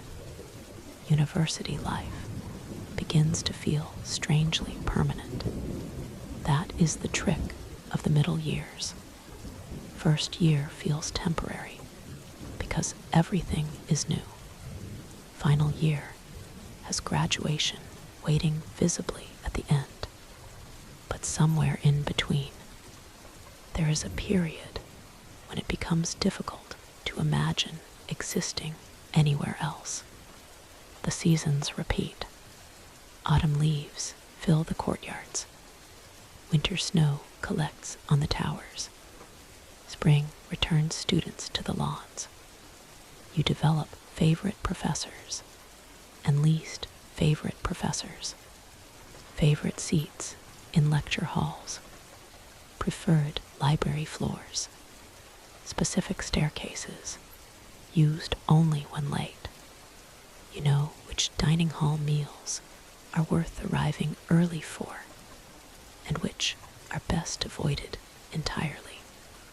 You know that the soup labeled traditional mountain stew contains something nobody has successfully identified. You know that Professor Vale drinks exactly 1 cup of black tea before every morning lecture. You know that Dr. Rook forgets his umbrella so regularly that the department secretary keeps 3 spares. And you know your friends. You know Mara becomes very quiet before difficult exams. You know Sierra claims not to be competitive, but becomes terrifying during practical assessments. You know Rowan bakes when worried. You know Ilian talks faster when an experiment has failed, and much faster when it has failed spectacularly.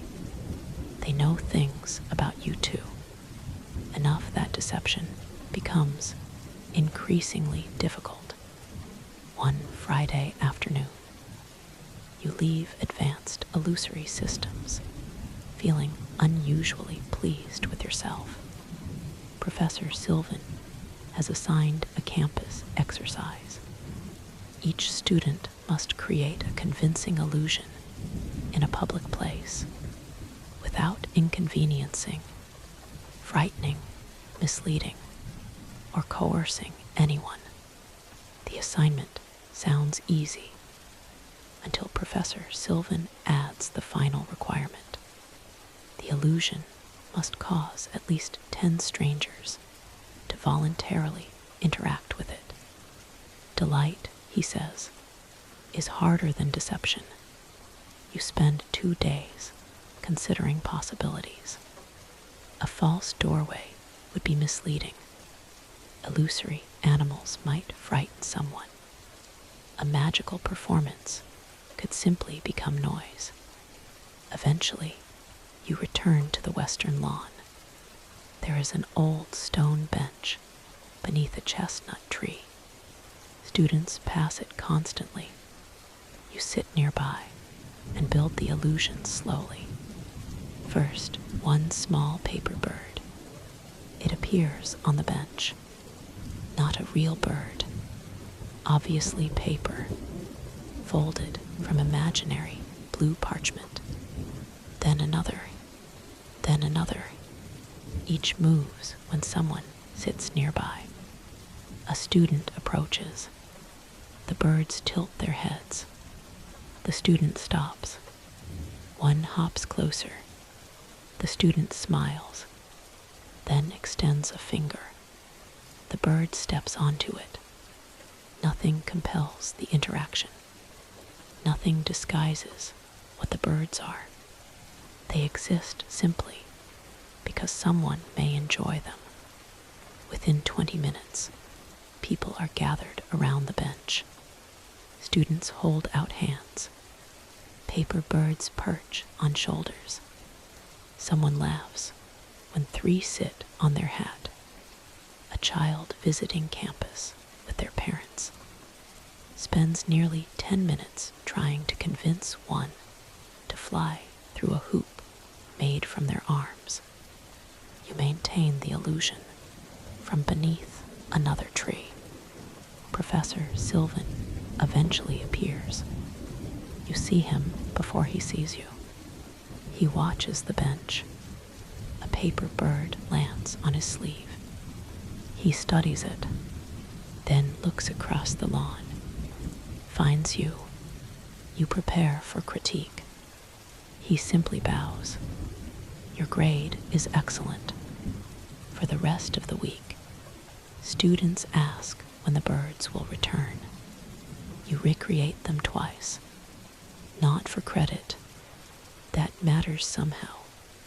Near the end of second year, Practical Civic Magic sends Team 47 to a hillside farming district after an unusually wet spring. The assignment sounds straightforward. Protect several fields from erosion and help farmers restore damaged irrigation channels. Mara practically vibrates with enthusiasm during the journey. This is actually useful. Rowan looks at her. The other assignments were useful. Yes, but this has dirt. Of course, the district lies several hours from Asterwyn. Rolling fields stretch beneath low green hills. Stone houses gather beside narrow roads. Rainwater has carved channels through freshly planted fields. One irrigation bank has collapsed completely. You expect your own role to be minor. Mental magic cannot rebuild soil. Then you meet an elderly farmer named Tomas, who refuses to allow anyone near the northern field. There is something wrong with it, he says. Mara studies the slope. What? Don't know. The field looks normal. Wet earth, young shoots, a line of trees. Tomas points. Every time someone works up there, they forget what they were doing. That gets your attention. The group walks uphill. Professor Taro follows several yards behind. The effect begins near the tree line. It is subtle. You are walking beside Sierra. Then suddenly, you realize you have stopped. Sierra has stopped too. Mara is looking around. Why are we here? Ilian turns to inspect the field. Yes. Mara looks down at the shovel in her hand. Right. You feel the pressure. Mental influence. Weak. Diffuse. Nothing like a deliberate spell. Everyone back. You retreat 30 yards. Clarity returns almost immediately. Professor Taro looks toward you. Well, something is interfering with short-term attention. Tomas nods vigorously. Been happening since the storms. The source turns out to be buried beneath the roots of an old ash tree. Not a curse, not an attack, a broken memory stone. The stones were once used throughout the region to mark boundaries. Farmers placed simple impressions inside them. Names, property lines, agreements, instructions. This one has cracked. Decades of small recorded memories are leaking through the enchantment. Stand near it, and your own recent thoughts become crowded by fragments belonging to people long gone. You experience flashes. Someone counting sheep. A child being told not to climb the ash tree. A woman measuring a fence.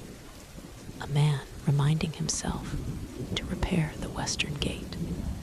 None lasts more than an instant. Together, they create enough mental noise to overwhelm immediate attention. You kneel beside the broken stone. Tomas watches from a safe distance. Can you stop it? Yes. You hesitate, but the memories inside will probably be lost. He looks at the stone.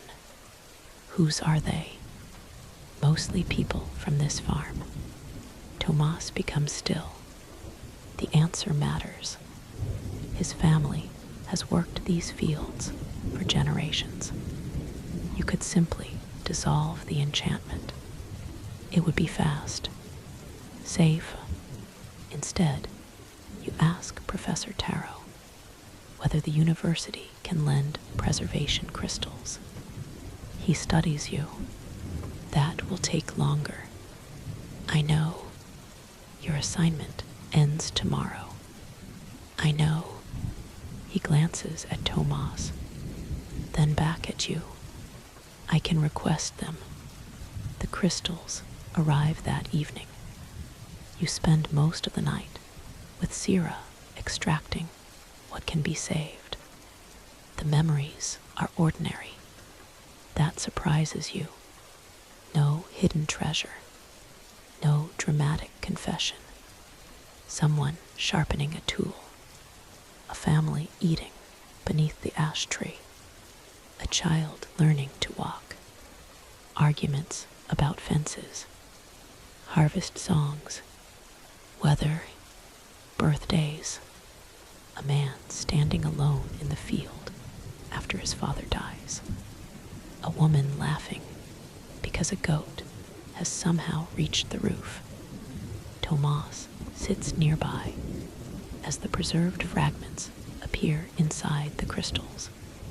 Sometimes he recognizes a voice. Sometimes he does not. At 2 a.m, a memory forms clearly enough to show a summer afternoon, perhaps 50 years ago.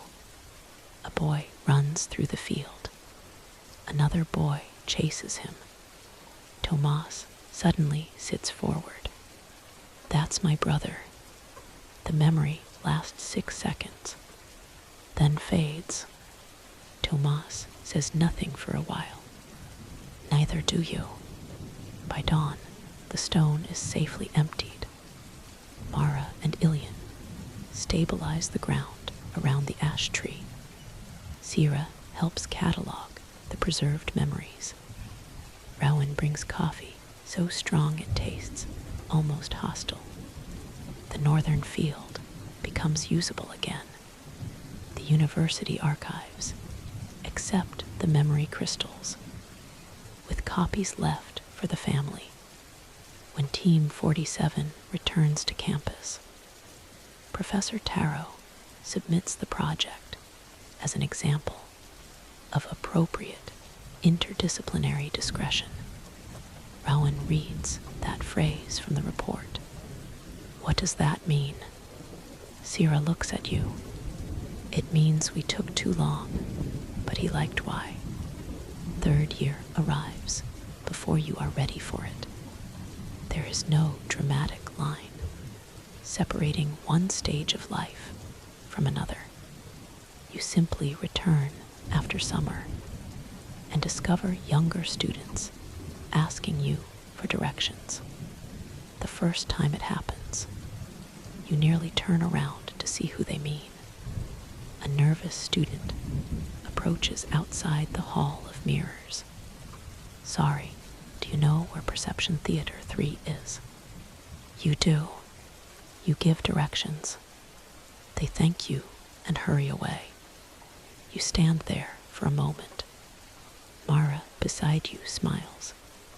You're old now. We're third years. Ancient. You got lost in the elemental archives yesterday.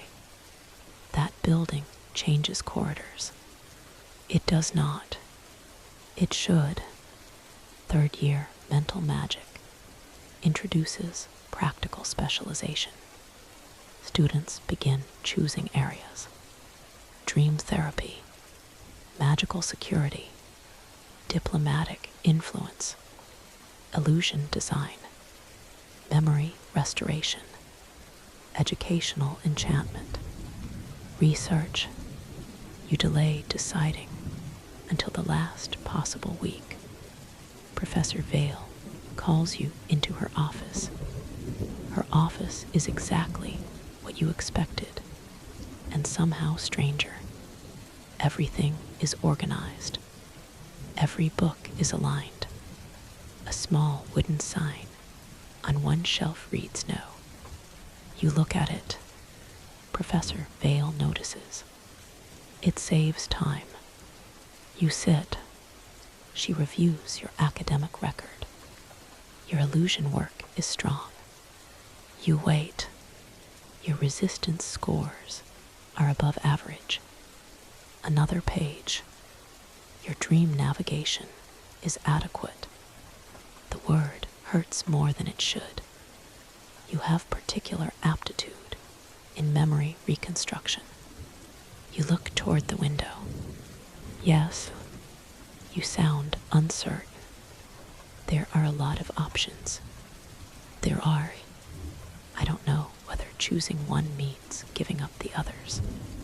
Professor Vale sets the papers down. Of course it does. That is not the reassurance you expected. She folds her hands. Every meaningful choice closes possibilities. That is why choices matter. You consider this. Professor Vale continues. But specialization is not imprisonment. She nods toward the campus outside. Most graduates change direction more than once. Some discover careers that did not exist when they enrolled. You ask what she thinks you should choose. She immediately says, no. You glance at the wooden sign. Professor Vale almost smiles. You are asking me to remove the responsibility of choosing. That sounds like something from ethical influence. It should. You paid tuition for it. You laugh. She leans back. Choose the work you continue thinking about after you are no longer required to think about it. That evening, you walk through campus alone. You pass the western lawn. No paper birds today. You pass the library. The windows glow warmly. You pass the teleportation station, visible far below in the city. Somewhere beyond the hills is Bellwether, and a ghost who refuses to lend bad novels. Farther away is Tomas's farm. You think about the assignments that stayed with you. Not the most spectacular. The quiet ones. Edwin remembering a child in a burning library. A farmer hearing his brother's voice again. A training crystal with a red door that did not belong. You submit your specialization the next morning: memory restoration and therapeutic perception. Dr. Rook sees you after class. I heard. You look at him. Do professors have nothing better to discuss? Absolutely not. He adjusts the stack of papers beneath one arm. Good choice. You think. No. You blink. Dr. Rook smiles. I think it is your choice. That is better. Then he starts walking away. He gets 6 steps down the corridor. Stops. Turns. Have you seen my lecture notes? You point to the papers beneath his arm. He looks down. Excellent. By midterm, your specialization becomes real. You begin supervised sessions with volunteer patients at Asterwyn's teaching clinic. Nothing dramatic. Early cases are deliberately simple. A baker experiencing recurring sensory confusion after a minor enchantment accident. A retired soldier learning to separate old nightmares from magical dream echoes. A child frightened by an illusion spell that activated accidentally inside a toy. You do not cure anyone. That word disappears quickly from your vocabulary. You assist, observe, reconstruct. Sometimes all you do is help someone understand what is happening. The work is slow, precise, human. You like it. Not every day. Some sessions leave you exhausted. Some leave you feeling useless. One patient makes almost no progress for 3 weeks.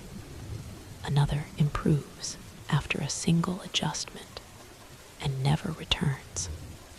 Dr. Rook repeatedly reminds you that neither outcome determines your worth. You are part of the process, he says. You are not the process. Outside the clinic, 3rd year becomes the busiest year yet. You attend parties less often. Not never. Less often. When you do go, they feel different. You know more people. Professors occasionally appear at student events and somehow become human after 2 glasses of wine. At one department reception, you discover Professor Vale can play cards extremely well. She takes money from 6 graduate students. Nobody expected this. You manipulate minds, one complains. Professor Vale collects the coins. I understand probability. You teach mental magic. I contain multitudes. You never look at her the same way again. There are still pranks. Mara gives you a tiny rain cloud on your birthday. You make everyone in Ilian's laboratory believe his hair is bright green. Sira grows daisies from Rowan's sleeves during a formal presentation.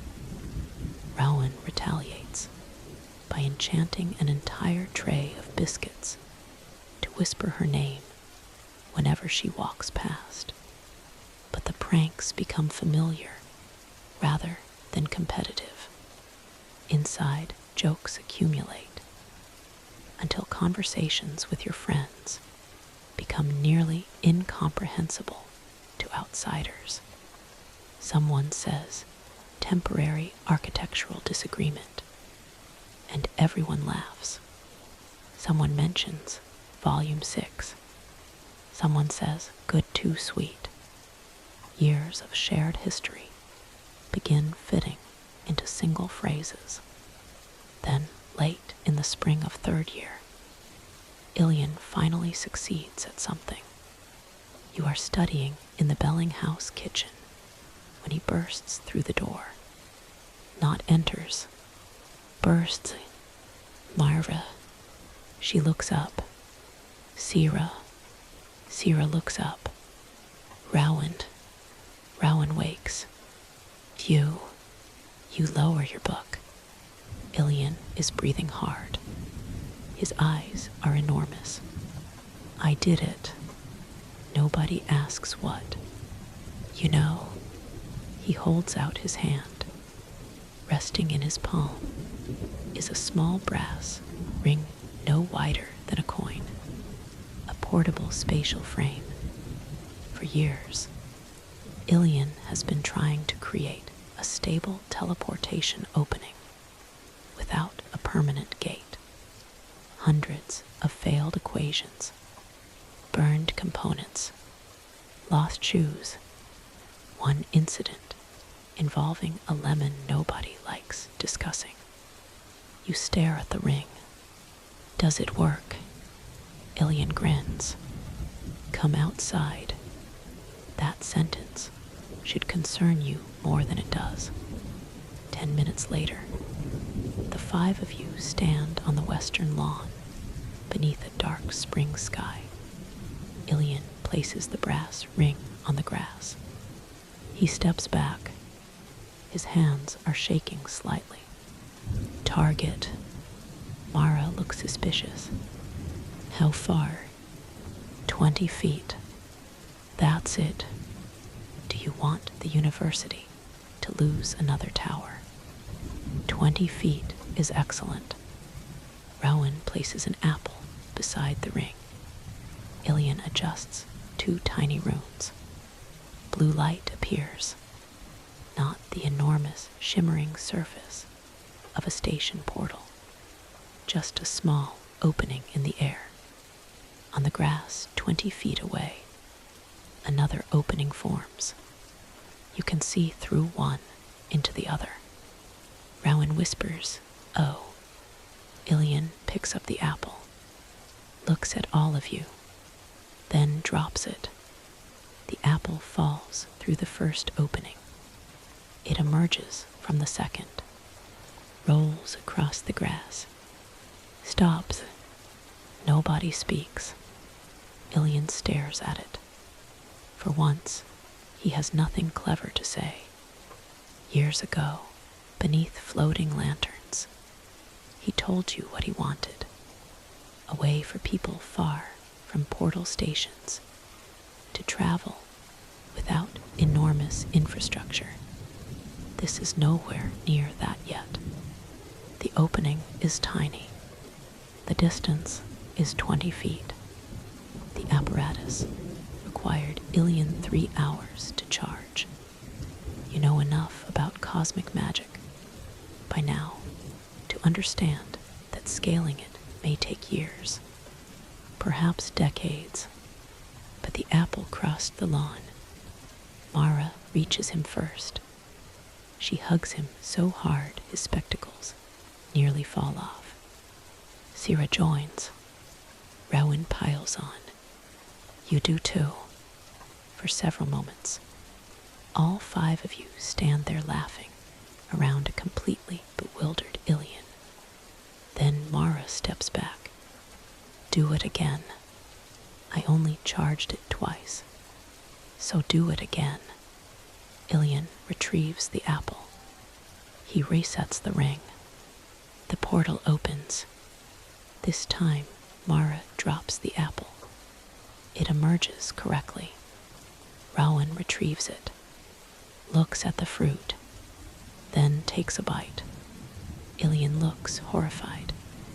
That is research equipment. It's an apple. It has historical significance. It has excellent texture. Sira starts laughing. You sit in the grass. Eventually, everyone does. The little brass ring rests in the center of the group. 20 feet. An apple. A beginning. Above you, windows glow across Asterwyn.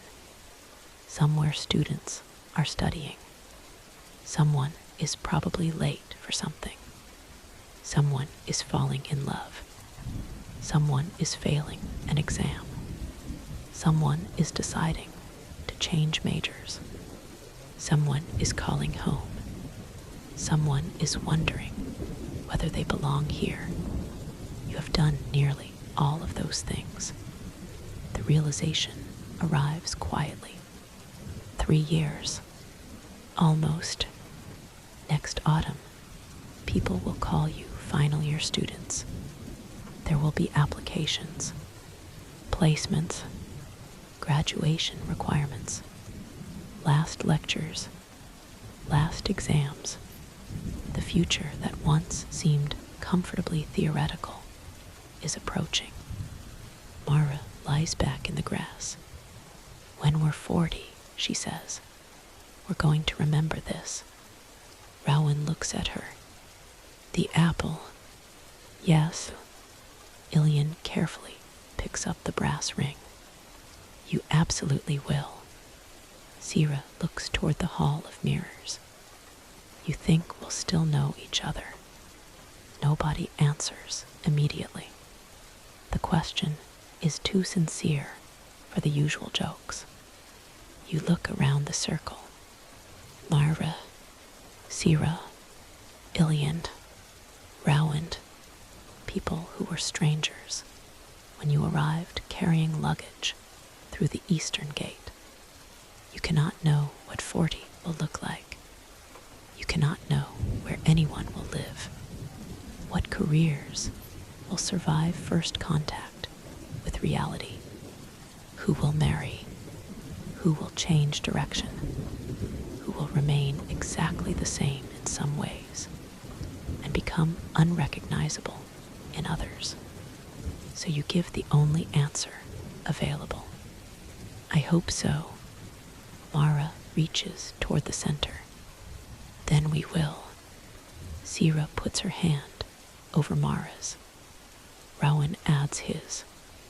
Ilian looks suspicious. This feels ceremonial. It is now. What are we promising? Mara thinks that no matter where everyone ends up, we come back here. When? 10 years after graduation. Rowan nods. Festival of Small Magics. Sira smiles. Perfect. Everyone looks at you. You place your hand with theirs. 10 years. Ilian sighs dramatically and joins. Fine. But when portable teleportation makes me extremely famous, you'll all have to book in advance. Rowan says, you teleported an apple 20 feet. History often begins humbly. You lost your shoe inside a faculty office. History also contains setbacks. The moment dissolves into laughter. Perhaps that is why it becomes memorable. No grand speech, no prophecy, no certainty, just 5 students sitting on damp grass beside a half-finished invention, making a promise none of you understands the difficulty of keeping. The following morning, you wake remembering that a 12-page paper on therapeutic memory boundaries is due in 3 hours. Some things apparently do not change. The paper receives a mark of 82. You consider this suspiciously generous. Professor Vale does not. You understand the subject, she says when you collect it after class. Your problem is that you apparently believe paragraphs should be assembled under battlefield conditions. You glance at the final page. There are 3 corrections written in red ink. Beside sentences you do not remember composing. In my defense, I was tired. You submitted it 6 minutes before the deadline. Technically before Professor Vale removes her spectacles, you immediately regret speaking. She taps the paper. You are becoming very competent at work that requires patience, careful observation, and thoughtful preparation. You wait. It remains fascinating that you apply none of those qualities to your essays. You leave the Hall of Mirrors, carrying both a respectable grade and a renewed sense that Professor Vale can somehow insult you into self-improvement. Third year ends soon afterward, not with a grand celebration, but with exhaustion. Everyone reaches the final examination period, looking slightly faded. Ilian develops a habit of sleeping with equations beside his pillow. Sira survives almost entirely on tea. Mara begins carrying soil samples in her coat pockets because she has a practical examination requiring field identification. Rowan announces that he has forgotten what daylight feels like. You discover that memory restoration examinations involve less memorization than expected and considerably more explaining. Why the obvious answer is probably dangerous. One practical asks you to identify the safest intervention for a patient who remembers an event differently from 3 witnesses. 3 years earlier, you might have assumed the witnesses proved the memory false. Now you write, agreement does not guarantee accuracy. Disagreement does not prove distortion. Professor Rook circles the sentence. Good, you pass everything. Mara passes everything. Sira passes everything. Rowan passes everything, despite spending suspicious amounts of examination. Season designing pastry fillings. Ilian passes everything except advanced cosmological geometry. He receives his result in silence. You are all sitting outside the library when he reads it. Nobody knows what to say. It is his first failed course. Ilian has come close before. He has scraped through exams, submitted questionable laboratory reports, and once received a formal note describing his experimental methodology as energetic but alarming. But he has never failed. He reads the result again, then folds the paper. Right. Mara watches him. You can retake it. Yes. His voice is perfectly calm. Too calm. Sira asks, are you all right? Obviously. Rowan looks at you. You look at Mara. Mara looks back at Ilian. He stands. I should go speak to Professor Halwick. Then he leaves. You do not follow immediately. That becomes something you have learned about friendship too. Sometimes following is kindness. Sometimes giving someone 10 minutes to be furious in private is kindness. You give him 20. Then the 4 of you find him behind the cosmic tower, throwing pebbles into a drainage channel. Mara sits beside him. Nobody makes a speech. Rowan offers him a biscuit. Ilian takes it. For a while, you all watch water carry leaves beneath the bridge. Eventually, Ilian says, I knew I was bad at the geometry. Sira replies, you're not bad. I failed. You failed one course. That generally suggests some difficulty. Mara nudges his shoulder. You also made a portal without a gate. It moved an apple. 20 feet. People keep emphasizing that part. You smile. It was an excellent apple. Ilian looks at you. Then, reluctantly, he laughs. The disappointment does not disappear. He retakes the course during summer. He hates that. He complains constantly in letters. But he passes. When autumn arrives again, Ilian returns to Asterwyn, carrying a revised spatial frame and the expression of someone who has recently made peace with mathematics under protest. Fourth year begins.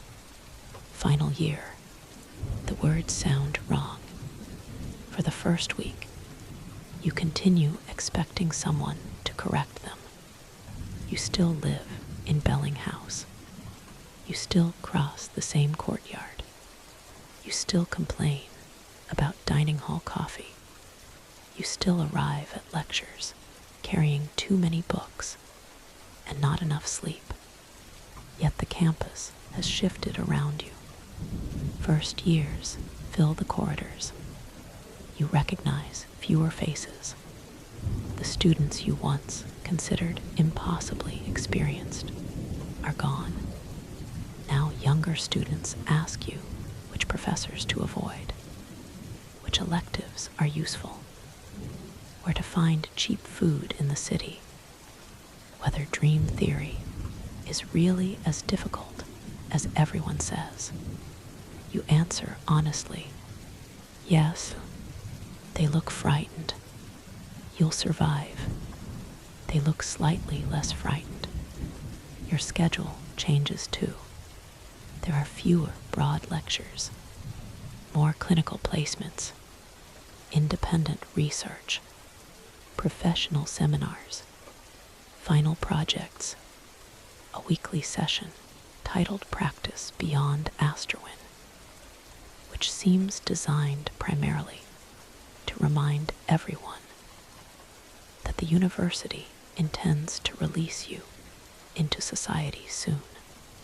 Career representatives arrive from hospitals, ministries, research institutes, schools, diplomatic services, security offices, theaters, enchanted entertainment companies, dream clinics, memory archives, and organizations whose descriptions contain so many bureaucratic words that nobody knows what they actually do.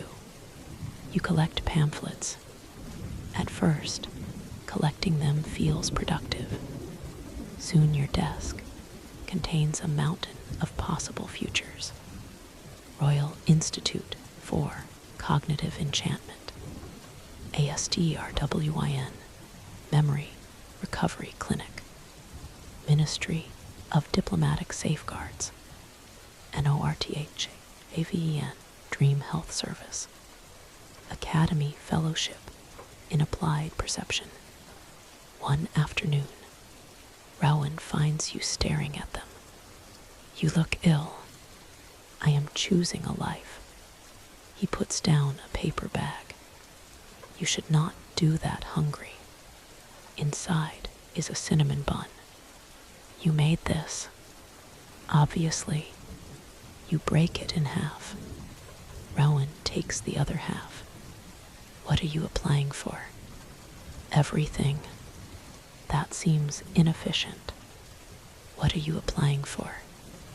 Nothing yet. You stare. Rowan chews calmly. You've talked about the bakery for 4 years. Yes, and bakeries cost money. This is new. Rowan rarely speaks about the practical part of his dream. He has spent years describing windows, ovens, morning bread, seaside towns, seasonal pastries, and the exact number of tables. Never rent, licenses, suppliers, staff. You could work first. That is currently the boring plan. What kind of work? He sighs. Hospital, nutritional enchantment. You blink. That exists. It exists because sick people still need to eat. It suits him more than he wants to admit. Rowan has spent 4 years pretending his life magic degree is an obstacle between him and bread. In reality, he knows healing plants, food safety, magical dietary restrictions, therapeutic nutrition, agricultural enchantment, and enough basic medicine to understand why someone recovering from illness may not tolerate the same food as everyone else. You'd be good at that. That's what Sierra said.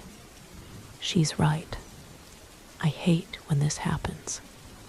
He finishes the cinnamon bun. 2 years, maybe 3. Save money, learn things, then bakery. Still by the sea. Obviously, 13 tables, if the space allows. The old answer. You smile. Not everyone abandons a dream when reality becomes complicated. Sometimes the dream simply acquires a budget. Mara's future becomes more complicated for different reasons. She receives an offer from the Southern Water Authority halfway through autumn. It is exactly the kind of position she once imagined. Regional irrigation systems, drought mitigation, river restoration, field work, good pay, real responsibility. The problem is that the position is based in Cauldron, nearly 600 miles from Thornfield. You find her sitting on the Belling house stairs after dinner, with the offer letter open in her lap. Well, she hands it to you. You read. It is impressive. Very impressive. You got it. Yes. You sound miserable. I'm not miserable. You are sitting on a staircase in the dark. I like stairs. You once said stairs are architecture admitting defeat. Mara takes the letter back. I want the job, but I wanted to go home. There it is. For years, Mara's future sounded simple. Learn enough magic. Return to Thornfield. Help the farms survive harder summers. But expertise changes possibilities. The Southern Water Authority offers access to regional systems, senior engineers, research funding, and projects affecting hundreds of villages, including places like Thornfield. Myra folds the letter. If I go home immediately, I can help one place. And if you take this, maybe more, then why does that feel bad? She looks down. Because I told everyone I was coming back. You sit beside her through the tall stairwell window. Students cross the courtyard under floating lamps. Did they ask you to come back immediately? My father assumed. That's different. My mother definitely assumed. Also different. Myra leans her head against the wall. I spent 4 years saying I knew exactly what I wanted. You knew what mattered. She looks at you. That's not the same as knowing how to do it. The sentence stays between you You think of Professor Vale. Specialization is not imprisonment. Plans are not promises. Dreams are not contracts. Mara accepts the Southern Water Authority position 2 weeks later. She writes home first. Her mother is disappointed. Her father apparently says very little during the conversation. Mara spends the evening convinced she has chosen wrongly. Then a letter arrives 3 days later. Her father has written it by hand. Mara lets you read one line. Learn everything they can teach you. Then decide what home needs. She keeps the letter folded inside her elemental engineering textbook for the rest of the year. Sierra, meanwhile, discovers that certainty can be its own problem. She has wanted to become a healer since before arriving at Asterwyn. Everyone knows this. Sierra knows this. Her professors know this. Her family knows this. She applies to 6 hospital residencies. She receives 4 offers. Everyone congratulates her. Then she turns them all down. This happens in January. The 5 of you are having dinner when she announces it. Rowan nearly drops his fork. All 4. Yes. Mara stares. Why? Sierra looks strangely peaceful. I don't want to work in a hospital. Nobody speaks. Ilian is the first to recover. You have spent 4 years preparing to work in a hospital. I know. You once yelled at me for using a laboratory burn charm instead of going to the clinic. You were on fire. My sleeve was on fire. Which was attached to you? Rowan leans forward. What changed? Sierra thinks. Nothing. Then she shakes her head. No, that's not true. She looks around the table. I like healing. I love it. But during the ecological rotation last term, we spent 3 weeks working with magical wetlands. You remember. Sierra came back, every day covered in mud and happier than you had seen her in months. They're losing entire healing plant populations, she says, and some of the spirit species that depend on them. The Institute offered me a research placement. Mara smiles before Sierra finishes. You want it? Yes. So take it. Sierra looks, almost offended by the simplicity. What if I'm wasting 4 years of clinical preparation? You're using life magic, you say. In a swamp. Very medically. She laughs. A week later, she accepts a position with the Western Ecological Healing Institute. Her parents require more convincing. She survives. By spring, 4 members of your group have futures moving toward shape. Mara has cauldron. Sierra has wetlands. Rowan has a hospital nutrition program in the city, followed eventually by the bakery he refuses to stop sketching. Ilian has been offered a postgraduate research fellowship under Professor Halwick.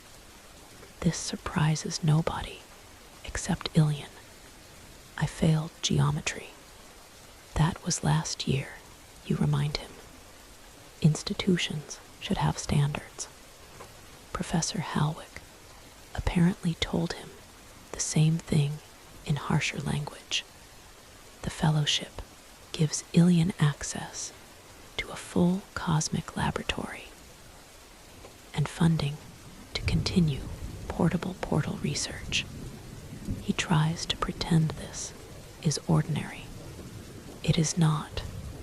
His newest spatial frame can now open a stable portal across nearly half a mile, only for objects, only for 16 seconds, only after being charged for an hour. But progress has stopped looking hypothetical. You attend one demonstration. He sends a handwritten note through the portal from the cosmic tower to a receiving frame in the botanical gardens. The message says, "Please tell Mara she still owes me 4 silver coins." Mara writes beneath it, "No," then sends it back. Research progresses. Your own future refuses to cooperate. You apply to the Asterwyn Memory Recovery Clinic. Rejected. You apply for a postgraduate therapeutic placement. Waitlisted. You apply to a dream rehabilitation center in Eastmere. They offer you an interview. The interview goes badly, not catastrophically.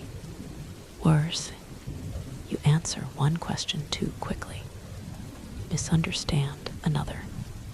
The senior therapist asks how you would handle a patient whose memory conflicts with documented evidence.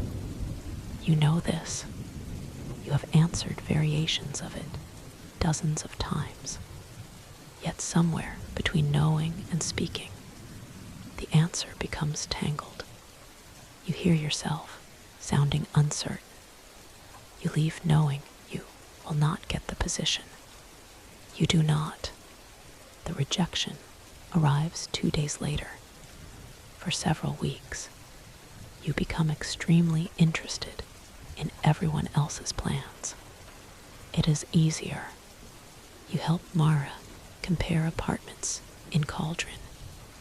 You proofread Sierra's research paperwork.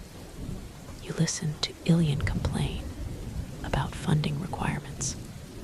You help Rowan calculate how much money he could realistically save toward a bakery. Whenever anyone asks about you, you say there are a few possibilities. There are no possibilities. Then Professor Rook asks you to remain after clinic supervision one afternoon. He has been watching you work with a middle-aged patient named Nessa. Nessa suffered a magical accident months earlier. Her long-term memory is intact. Her short-term recall is not. She remembers childhood, marriage, work, names, but recent experiences arrive without reliable order. She sometimes remembers tomorrow's plans as though they happened yesterday. She sometimes repeats conversations without realizing it. You have been working with her for 6 weeks. Progress is slow, very slow. Today, she remembers an exercise from the previous session without prompting. It feels like an enormous victory. After she leaves, Dr. Rook closes the clinic file. What are you doing next year? The question has become unbearable. I'm still deciding. He looks at you. Professor Vale's refusal to accept weak answers is intimidating. Dr. Rook S is worse because he simply waits. You sigh. I don't know.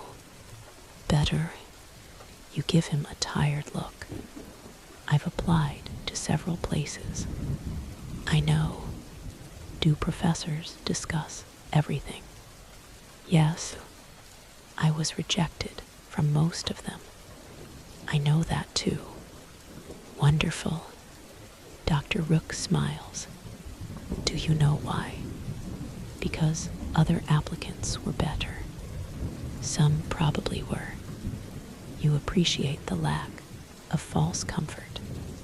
He pulls out a chair, but you are applying to places because they sound like places someone specializing in memory restoration should apply. You sit across from him. What does that mean? It means your applications are full of things you think institutions want to hear. You think about the interview. That bad, not bad, generic. The word lands painfully. Dr. Rook taps Nessa's file. Tell me what happened today. She remembered the sequencing exercise. Why does that matter? Because 6 weeks ago, she couldn't hold the sequence for more than a few minutes. What did you do differently? You explain. You stopped using written time markers. Nessa found them frustrating. Instead, you connected recent memories to physical locations in her house. Breakfast belongs to the kitchen. Medication belongs to the blue chair beside the window. Her daughter's visits connect to a particular vase she always brings flowers for. Simple anchors, familiar places. Dr. Rook listens. Did the textbook suggest that? No. Did I? No.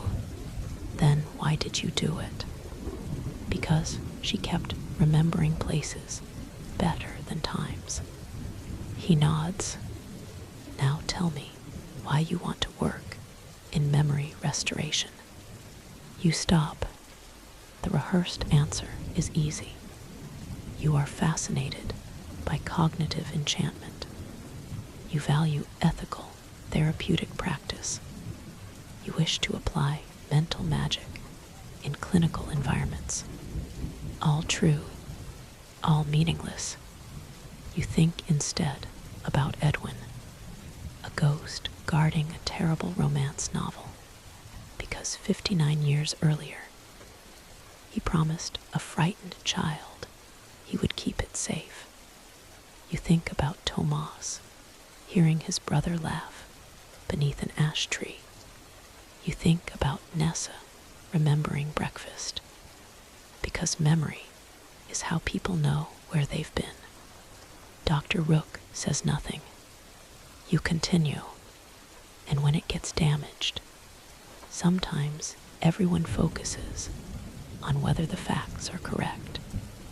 Your hands move as you speak now, but people aren't archives. A memory can be incomplete and still matter. It can be wrong in one detail and still contain something important. Sometimes helping someone isn't restoring everything exactly. Sometimes it's helping them recognize which pieces still belong to them. Dr. Rook smiles slightly. There you are. You lean back. You could have told me this before the interviews. I tried. When I wrote, stop sounding like a brochure on your draft. I thought you meant formatting. He laughs. A week later, Dr. Rook sends you a notice. The university teaching clinic is opening 2 postgraduate assistantships. One focuses on memory rehabilitation and therapeutic perception. You stare at the announcement, then at the application deadline. 4 days. Naturally, for once, you do not procrastinate. You rewrite everything. No grand statements. No attempt to sound impressive. You write about the teleportation station and what happened when 2 useful enchantments misunderstood each other. You write about Edwin. You write about the broken memory stone. You write about Nessa. You explain that you still do not know exactly what kind of career you want 20 years from now. You explain that you want to become better at helping people safely navigate memory, perception, and identity. You submit the application one day early. This is so unusual that Mara asks whether you are ill. The interview takes place the following Tuesday. You are nervous. You still answer one question badly. You ask them to repeat another. But when they ask what you would do if a patient wanted a painful memory erased completely, you do not search for the perfect academic phrasing. You tell them the truth. You would first ask why. Relief is not always the same as healing, but refusing someone because you assume you know what healing should look like can be its own form of arrogance. You would explore alternatives, reduction of traumatic triggers, contextual stabilization, dream support, memory distancing, and if removal remained appropriate, ethical, legal, and truly desired. You would work carefully within the boundaries of the patient's consent. Professor Vale is on the interview panel. She gives nothing away. 2 days later, the offer arrives. You read it in the Bellinghouse kitchen, then read it again, then a third time. Myra walks in. What? You hand her the letter. She reads the first paragraph. Her mouth opens. Then she shouts so loudly, Rowan appears from the corridor, carrying a wooden spoon. What happened? Sira comes running behind him.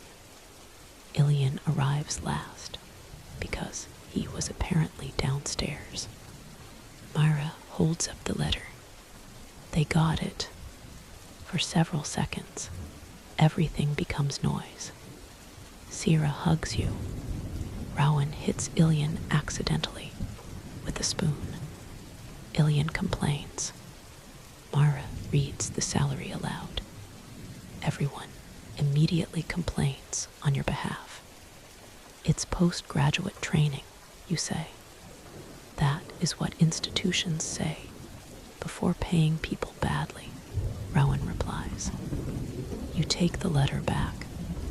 The salary is, in fact, not impressive. You do not care. Not right now. Graduation becomes real after that. Not distant. Not theoretical. Real. Asterwyn begins collecting pieces of your student life. Library books must be returned. Laboratory access gets updated. Dormitory departure forms appear. Departments schedule final assessments. Professors begin saying things such as, before you enter professional practice. The words make everyone uneasy. The university announces graduation measurements. Nobody understands why robes require 17 separate measurements. You attend the final festival of small magics as a student. The paper birds return. You create far more than before. They fill the western lawn. Blue ones, gold ones, green ones. Tiny folded dragons appear among them. Because your illusion control has improved enough that you can manage the movement without losing detail. First years gather. Children chase them. A paper bird lands on Professor Sylvan's shoulder.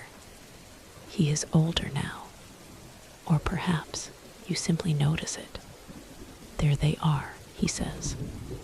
You remembered. I have a functioning memory. That sounds like something Professor Rook would dispute. Professor Sylvan watches a dragon curl itself around a tree branch. Your first one was better. You stare at him. He smiles. I'm joking. You exhale. That was cruel. You are graduating. You require preparation for professional criticism. The bird on his shoulder flaps away. Professor Sylvan looks across the lawn.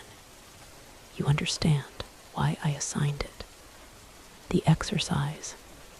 Years ago, you watch a little girl hold out both hands as 3 paper birds land to make something people wanted to interact with.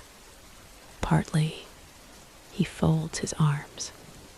Most first-year illusionists want to prove they can fool someone. You remember. You eventually learn that being believed is not the same as being valuable. The words settle quietly. Professor Sylvan nods toward the paper creatures. Keep that. Then he walks away. You watch him go. Later, Professor Vale appears. The birds recognize her. You made certain of it. 6 immediately form a line behind her. Exactly like first year. Professor Vale stops, looks over one shoulder, then finds you across the lawn. You are expecting the smallest possibility of a smile. Instead, she raises one hand. The 6 birds transform into tiny versions of Professor Sylvan. Each begins delivering exaggerated lectures about polite disagreements with reality. Students nearby burst out laughing. Your jaw drops. Professor Vale continues walking. The miniature Sylvans follow. Mara appears beside you. Did Professor Vale just prank you? Yes. 4 years. 4 years. Worth it. You watch the tiny professors disappear into the crowd. Completely. The last weeks pass too quickly. There is a final dormitory party. Everyone knows it is the final one, which makes everyone behave strangely. People take photographs of ordinary hallways. Students sign each other's old textbooks. Someone enchants the kitchen wall, so names written there will remain until the building is renovated. You find initials from students who lived in Belling House decades ago. Mara adds hers. Sira adds hers. Ilian writes his name, far too large. Rowan draws a loaf of bread. You add yours beside theirs. Music fills the corridor. Someone recreates the thunderstorm ceiling from first year. You disguise cheap sparkling wine as an 80-year-old moon vintage again. Ilian tastes it. Still bad. Tradition matters. Near midnight, the 5 of you leave the party. No discussion. Everyone simply seems to know where to go. Across the lawn, past the dark hall of mirrors, toward the central courtyard. The same old oak still stands there. You sit beneath it. This time nobody has stolen blankets. You are supposedly adults now. Rowan has brought pastries anyway. Floating lanterns drift overhead. The festival lanterns remain enchanted through graduation week. For a while, nobody says much. 4 years of conversation has made silence easier. Eventually, Mara says, I leave 6 days after graduation. Cauldron, you ask. She nods. Sira leaves 3 days after that. Her research institute is farther west than anyone else will be. Rowan stays in Asterwyn. You stay too. Ilian remains at the academy. On paper, 3 of you are not going anywhere. Somehow, it still feels like everyone is leaving. Rowan breaks a pastry in half. You know what I hate? Many things, Sira says. People keep saying we have our whole lives ahead of us.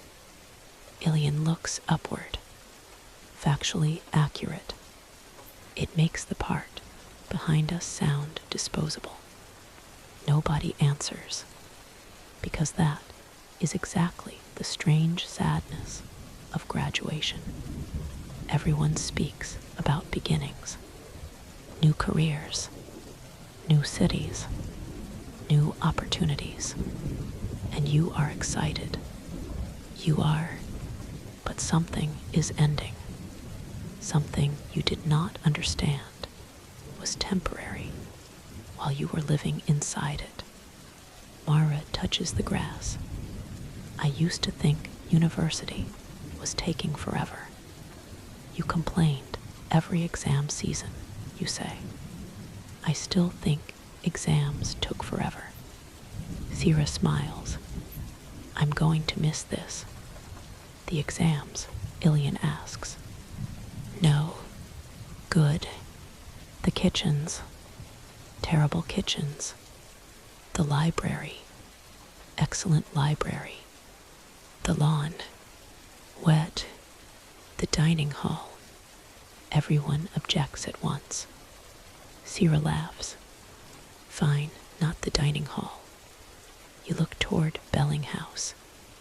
A window on the 5th floor glows. Someone has left the curtains open. Your room is somewhere behind it. The wardrobe still has a scrape from the day it traveled through the wall. The desk Mara once thought had moved 6 inches remains, exactly where it has been for years. There are notes taped beside your bed, old class schedules, a photograph from the Festival of Small Magics. A dried flower Sira grew through your textbook. A cheap brass spoon Rowan, enchanted to applaud soup. A tiny glass vial containing rainwater from Mara's birthday cloud. A piece of Ilian's first broken spatial frame. Objects that look meaningless until you know. Ilian says, 10 years. Everyone looks at him. He points toward the tree. The promise. Mara smiles. You remembered. I have excellent long-term memory when academic material is not involved. Festival of Small Magics, Sira says. Right here. Rowan raises a pastry. 13 tables by then. You'd better have the bakery, Mara says. I will. Ilian raises one hand. Portable teleportation network. Sira considers. Wetland restoration program. Mara looks toward the dark hills. I don't know where I'll be. Everyone turns to you. You smile. Apparently we're allowed not to know. Mara laughs softly. Yes. You sit beneath the lanterns until very late. Nobody wants to be the first to stand. Eventually, Rowan does. I have a final practical tomorrow. Sira stares. You came out until 3 in the morning. He looks offended. Tuesday is not tonight. Ilian points at him. That is my philosophy. It's terrible. You just used it. Growth is complicated. You begin walking back. Halfway across the courtyard, Mara stops. Wait. Everyone turns. She looks back at the oak, then at the towers. Just remember this. Nobody makes fun of her. You look. The hall of mirrors, reflecting lantern light. The cosmic tower, leaning slightly against the stars. The distant greenhouses. The copper roof of elemental magic. Windows glowing. Footsteps on stone. Music faint behind you. Asterwyn, you stand there long enough to make the memory deliberate. Then you continue toward home. Graduation morning begins with Mara shouting at the wardrobe. This feels appropriate. You have had 4 years to learn cooperation. The wardrobe remains silent. You are literally furniture. You are standing in front of the mirror, trying to fasten the clasp on your graduation robes, when something thumps behind you. Mara has one foot braced against the wardrobe door. What happened? My ceremonial sash is inside.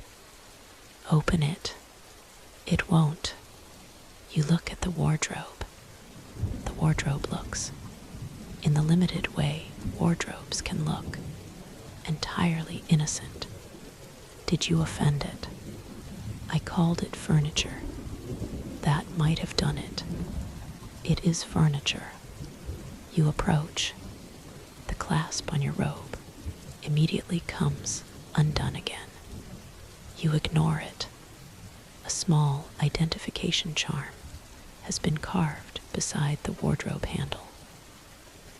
It recognizes occupants of the room and is supposed to unlock automatically. You touch the charm. Nothing. Then you notice the faintest shimmer along the door. Mental magic. You stare. Myra, what? You enchanted this. No, I didn't. You absolutely did. Why would I lock my own sash inside? You trace the charm, then understand. Your own handwriting appears beneath the illusion. A message. You will forget about this. You close your eyes. Though, Mara leans closer. What? I did this. When? You remember a night, nearly 3 years ago. A birthday, cheap wine, an escalating argument about whether future versions of yourselves would still find dormitory pranks funny. Apparently, you decided to test the question. The illusion dissolves. The wardrobe opens. Mara stares at you. You placed a delayed perception charm on my wardrobe 3 years ago. I was thorough. You forgot. Apparently. She pulls out the sash, then begins laughing. Within seconds, so are you. There is something wonderfully reassuring about discovering that even on graduation morning, after 4 years of studying memory, you can still be inconvenienced by your own forgotten joke. The academy bells begin ringing at 9. Not class bells, graduation bells. Every tower joins. Deep bronze notes roll across the campus and down toward the city. Outside, Asterwyn is transformed. Banners hang between buildings in the colors of the 4 great schools. Families fill the lawns. Graduates cross courtyards in formal robes, some moving confidently, others clutching instructions and asking where they are supposed to stand. You and Mara leave Belling House together for the final time as residents. Your rooms are almost empty, beds stripped, shelves cleared, desks bare.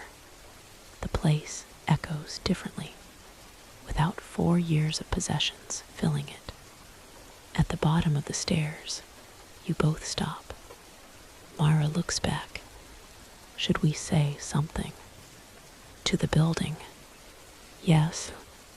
You consider. Sorry about the thunderstorm. That wasn't us. Sorry about the kitchen. That was mostly Rowan. Sorry about the wardrobe. Mara looks at you. That was entirely you. You pat the banister. Thank you for your patience. The stairwell creaks. Mara nods solemnly. Accepted. You step outside. The morning is warm.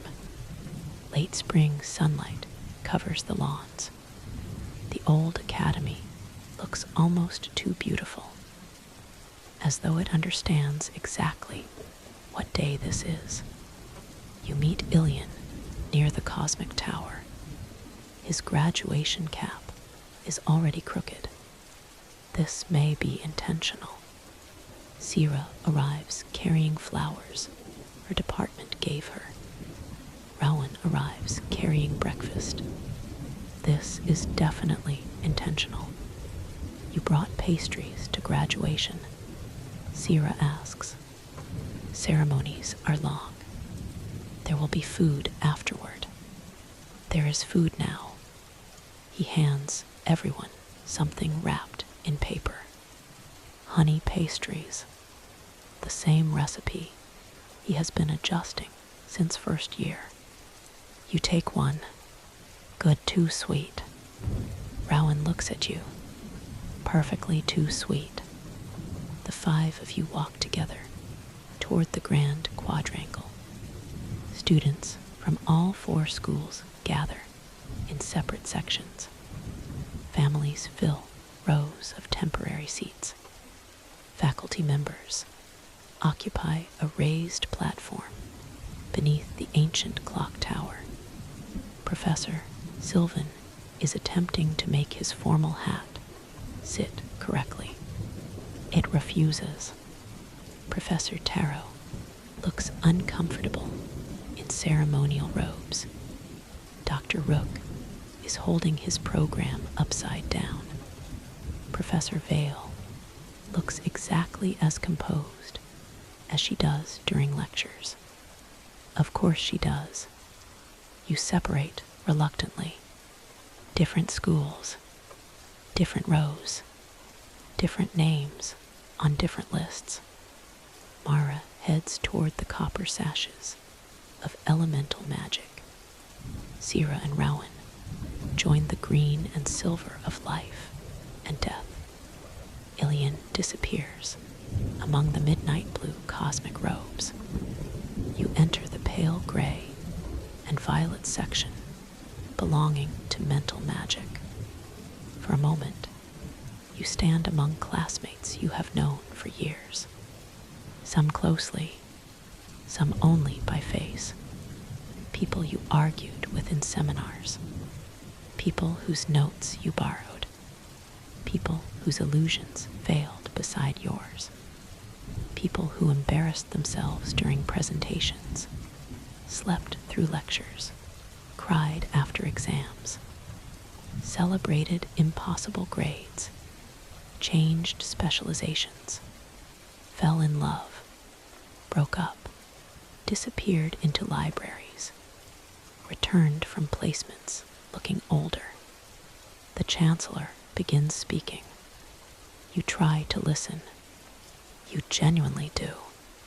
There are remarks about responsibility, scholarship, service, the long history of Asterwyn, the graduates who came before you, the world waiting beyond the gates, all worthwhile, all immediately difficult to remember.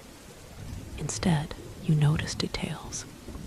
A bee investigating the flowers beside the platform, a child in the audience, swinging both feet beneath a chair. Mara several rows away, trying to fix someone else's sash. Ilian yawning. Rowan eating the pastry he insisted he was saving. Sira noticing and shaking her head. Then the degrees begin. Names echo across the quadrangle. Students walk across the platform one at a time. Applause comes in waves. Some families cheer politely. Others behave as though their graduate has personally defeated an invading army. A cosmic student receives such loud applause that several birds leave the clock tower. Then your school is called. The line moves, slowly at first, then too quickly. You watch classmates step forward, shake hands, receive the academy seal, leave the stage as graduates. Your turn approaches. There should be some enormous internal transformation. You expect that. 4 years compressed into one moment. Instead, when your name is called, your first thought is simply, do not trip. You walk. The chancellor shakes your hand. Your department dean presents the seal of the School of Mental Magic. It is a small silver disc marked with an open eye surrounded by 7 stars. Congratulations. Thank you. You cross the platform. You hear cheering, not from your family section, from somewhere behind the graduates. Mara, definitely Mara, then Rowan, then Sira, then Ilian shouting, something incomprehensible. You turn just enough to see them. That is the moment you remember. Not the seal, not the chancellor, not the applause of hundreds. 4 ridiculous people cheering far too loudly because your name was called. After the last graduate crosses the platform, everyone stands. The chancellor raises one hand. Above the quadrangle, the great university bells fall silent. Asterwyn's oldest graduation tradition begins. Each school contributes one spell. Elemental graduates raise warm currents of air that lift hundreds of flower petals from the courtyard. Life graduates cause small white blossoms to open along every vine climbing the surrounding walls. Cosmic graduates dim the daylight just slightly beneath the quadrangle wards, revealing faint stars overhead despite the morning sun. Then mental magic. Your department dean turns toward you all. Something worth remembering. Hundreds of hands rise. No 2 illusions are the same. Images appear over the courtyard. A childhood home, a beloved pet, a first spell, a mountain, a face, a street, a book, a childhood tree. The illusions overlap without competing. Transparent memories floating beneath the stars and petals. You consider what to create. The Eastern Gate, the Hall of Mirrors, Belling House, the teleportation station, Edwin, the ash tree, the paper birds. Instead, you create something simple. 5 people beneath an oak tree, floating lanterns overhead. No faces, only silhouettes sitting together on the grass. The image lasts a few seconds.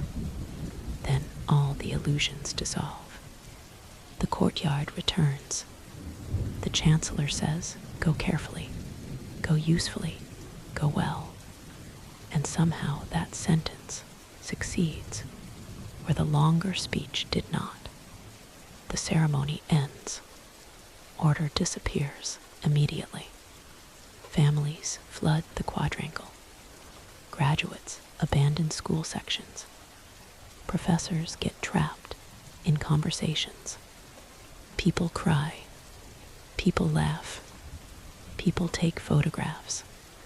Someone from elemental magic produces champagne using a cooling spell and is immediately reprimanded by a faculty marshal. You find Mara first. She collides with you hard enough to nearly knock your cap off. We graduated.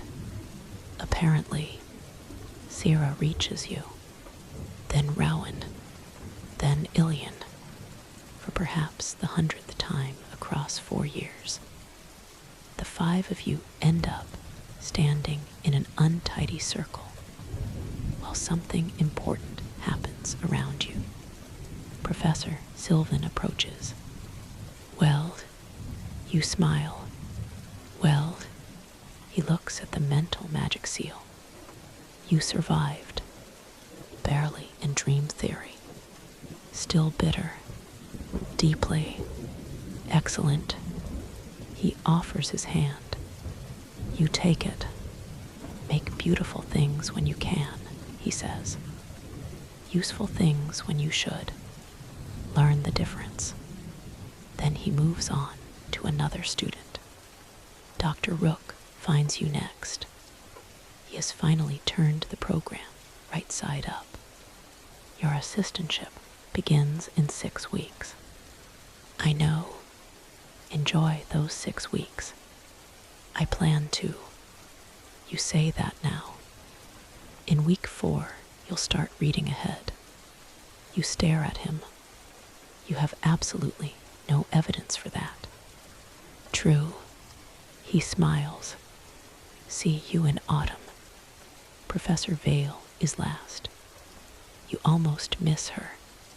She stands near the edge of the quadrangle, speaking to another faculty member. When the conversation ends, she looks toward you. You approach. For once, you have no assignment, no grade, no deadline, no reason to be afraid of her removing her spectacles. Professor Vale looks at your seal, then at you. You finished.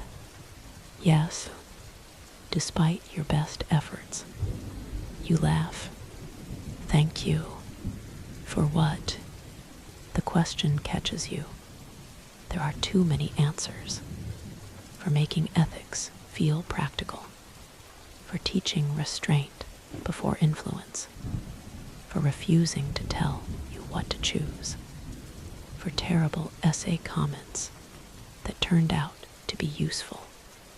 For taking it seriously.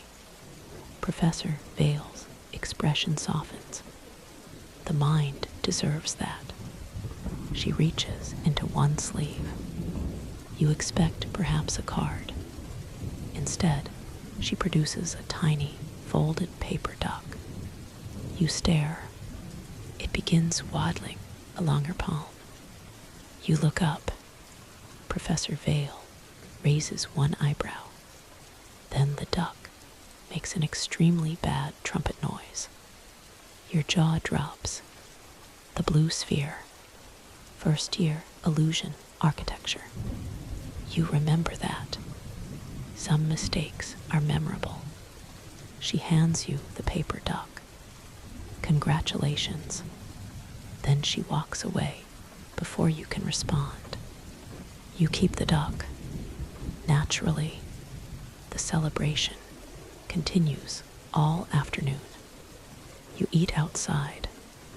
You take too many photographs. You visit departments. You sign yearbooks and programs. And one person's graduation shoe. At some point, You wander through the hall of mirrors alone. The building is nearly empty. Sunlight passes through tall windows. Your footsteps echo. You walk past the room where Professor Vale first wrote the mind is not a playground. Past the practice chamber where your illusion sphere produced trumpet noises.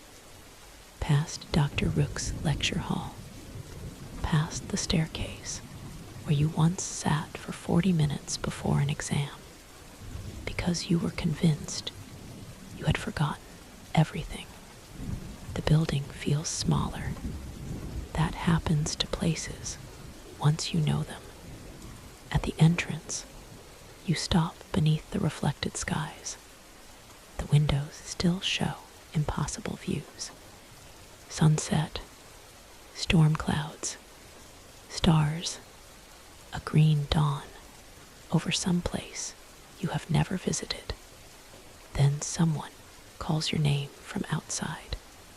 You turn. Your friends are waiting. Of course they are.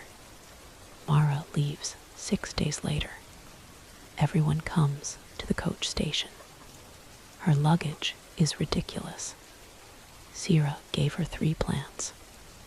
Rowan gave her a box of food. Ilian gave her a prototype communication crystal that he repeatedly insists is not a prototype despite exposed wires suggesting otherwise. You give her a small perception charm. When activated, it makes rain falling against a window appear briefly golden. For when cauldron weather gets miserable, Mara hugs you. I'm coming back. I know. She looks at everyone. This isn't the 10-year goodbye. No, Sira says. Good. The coach leaves. You watch until it disappears. Sira leaves 3 days later. Her departure is quieter. A train west. 2 trunks. Far too many medicinal teas. Rowan gives her bread for the journey. Ilian gives her another communication crystal. She looks at the exposed wires. Will this explode?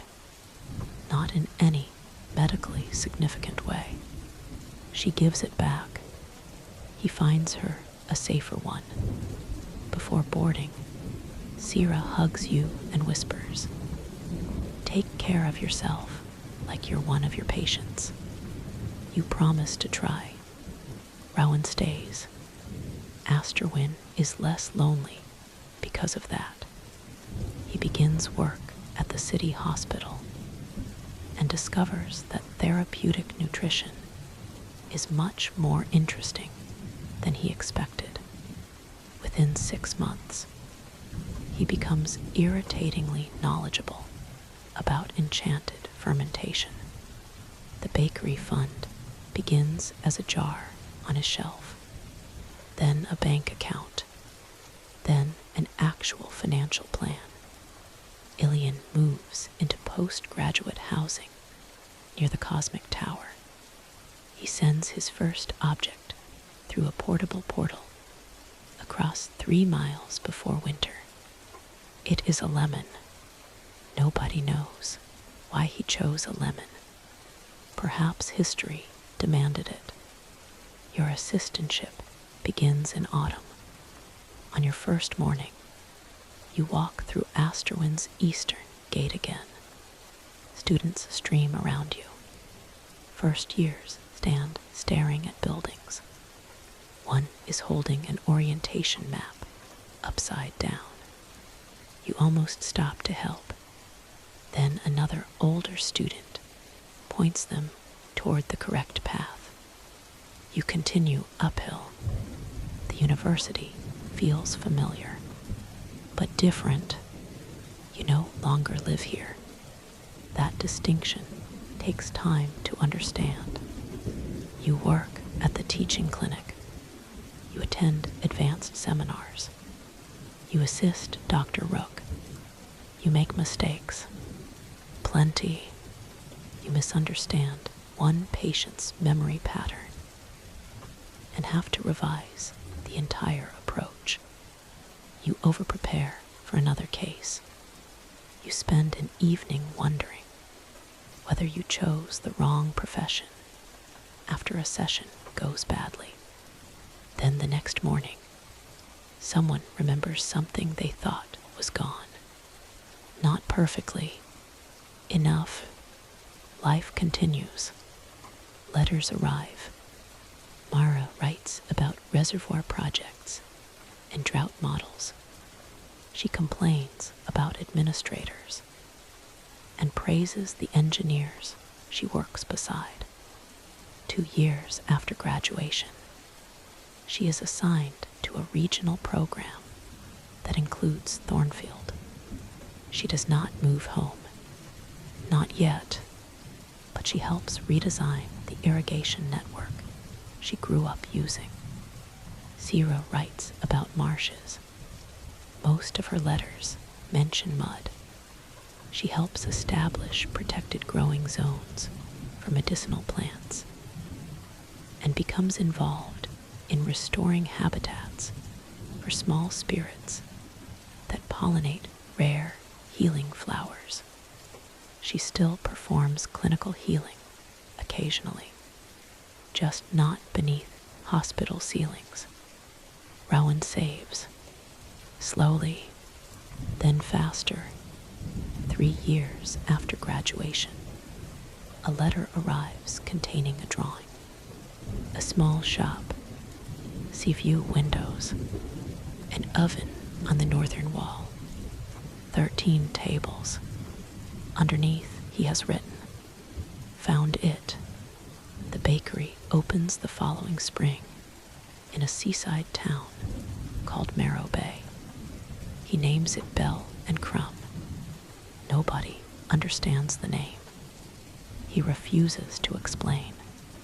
His opening week sells out every day. Ilian's portal research takes longer, much longer. His first major design fails government safety review. The second costs too much. The third cannot transport living things. The fourth works beautifully during testing. And then inexplicably sends every object exactly 4 inches higher than intended. He does not become famous overnight. He becomes patient. You consider this his greatest scientific achievement. Years pass, not quickly while you live them, only quickly when you look backward. Your assistantship becomes a permanent clinical position, then a combined practice and research role.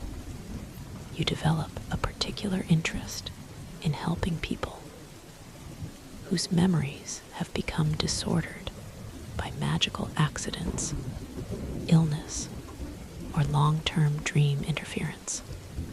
You still perform illusions at parties, for children in the clinic, sometimes simply because creating something beautiful remains worth doing.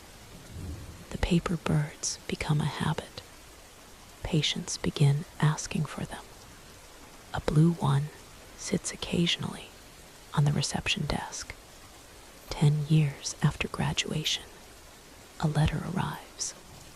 It contains 5 words. Festival, oak tree, do not forget. Myra, you laugh so loudly that someone in the next office asks whether everything is all right. You had not forgotten. Neither has anyone else. The Festival of Small Magics falls on a warm spring weekend. You reach Asterwyn through the eastern gate. For a few seconds, you stand there and stare. A student passing with an enormous traveling bag notices. First time. You smile. No, The academy has changed. A new research wing stands beside the cosmic tower. Several buildings have different roofs. The teleportation station below the hill has doubled in size, but the 4 old towers remain. The Hall of Mirrors still reflects impossible skies. The western lawn still slopes toward the city. The old oak still stands. Mara arrives first. You recognize her instantly. Different coat, different haircut, same stride. She sees you and begins running. The reunion becomes messy immediately. Sira arrives, next carrying a traveling case covered in Ecological Institute stickers. Rowan arrives with 3 boxes of pastries from Bell and Crumb. I own a bakery, he announces before greeting anyone. We know. 13 tables. We know. I thought you should see success. Ilian arrives last. He does not walk through the gate. Naturally, a small portal opens beside the oak. Ilian steps through. Everyone stares. He adjusts his coat. What? Myra points at the portal. You did it. He tries to act casual. It is a limited-range civilian transit prototype, currently licensed for supervised regional use. You did it. Ilian smiles. Yes. For a while, all of you simply talk. There is too much. Jobs, cities, relationships, parents, colleagues, mistakes, promotions, failures, changes. Mara eventually left the Southern Water Authority and now runs a cooperative water management program, working with farming districts across the southern plains. Sira leads restoration projects and somehow supervises 12 researchers, despite once insisting she never wanted administrative responsibility. Rowan is considering opening a second bakery and is terrified that doing so will ruin everything he loves about the first. Ilian's portable portal system may eventually connect communities too small for traditional stations. May, he has learned to say may. You tell them about the clinic, about patients, about research, about still occasionally submitting paperwork at the last possible moment. Mara looks relieved. You never became that person. What person? The one who finishes everything days early. Absolutely not. Good. Festival lanterns rise when evening comes. The 5 of you sit beneath the oak again. Older, not old. Different, not strangers. A group of current students crosses the lawn nearby. One has a tiny rain cloud following them.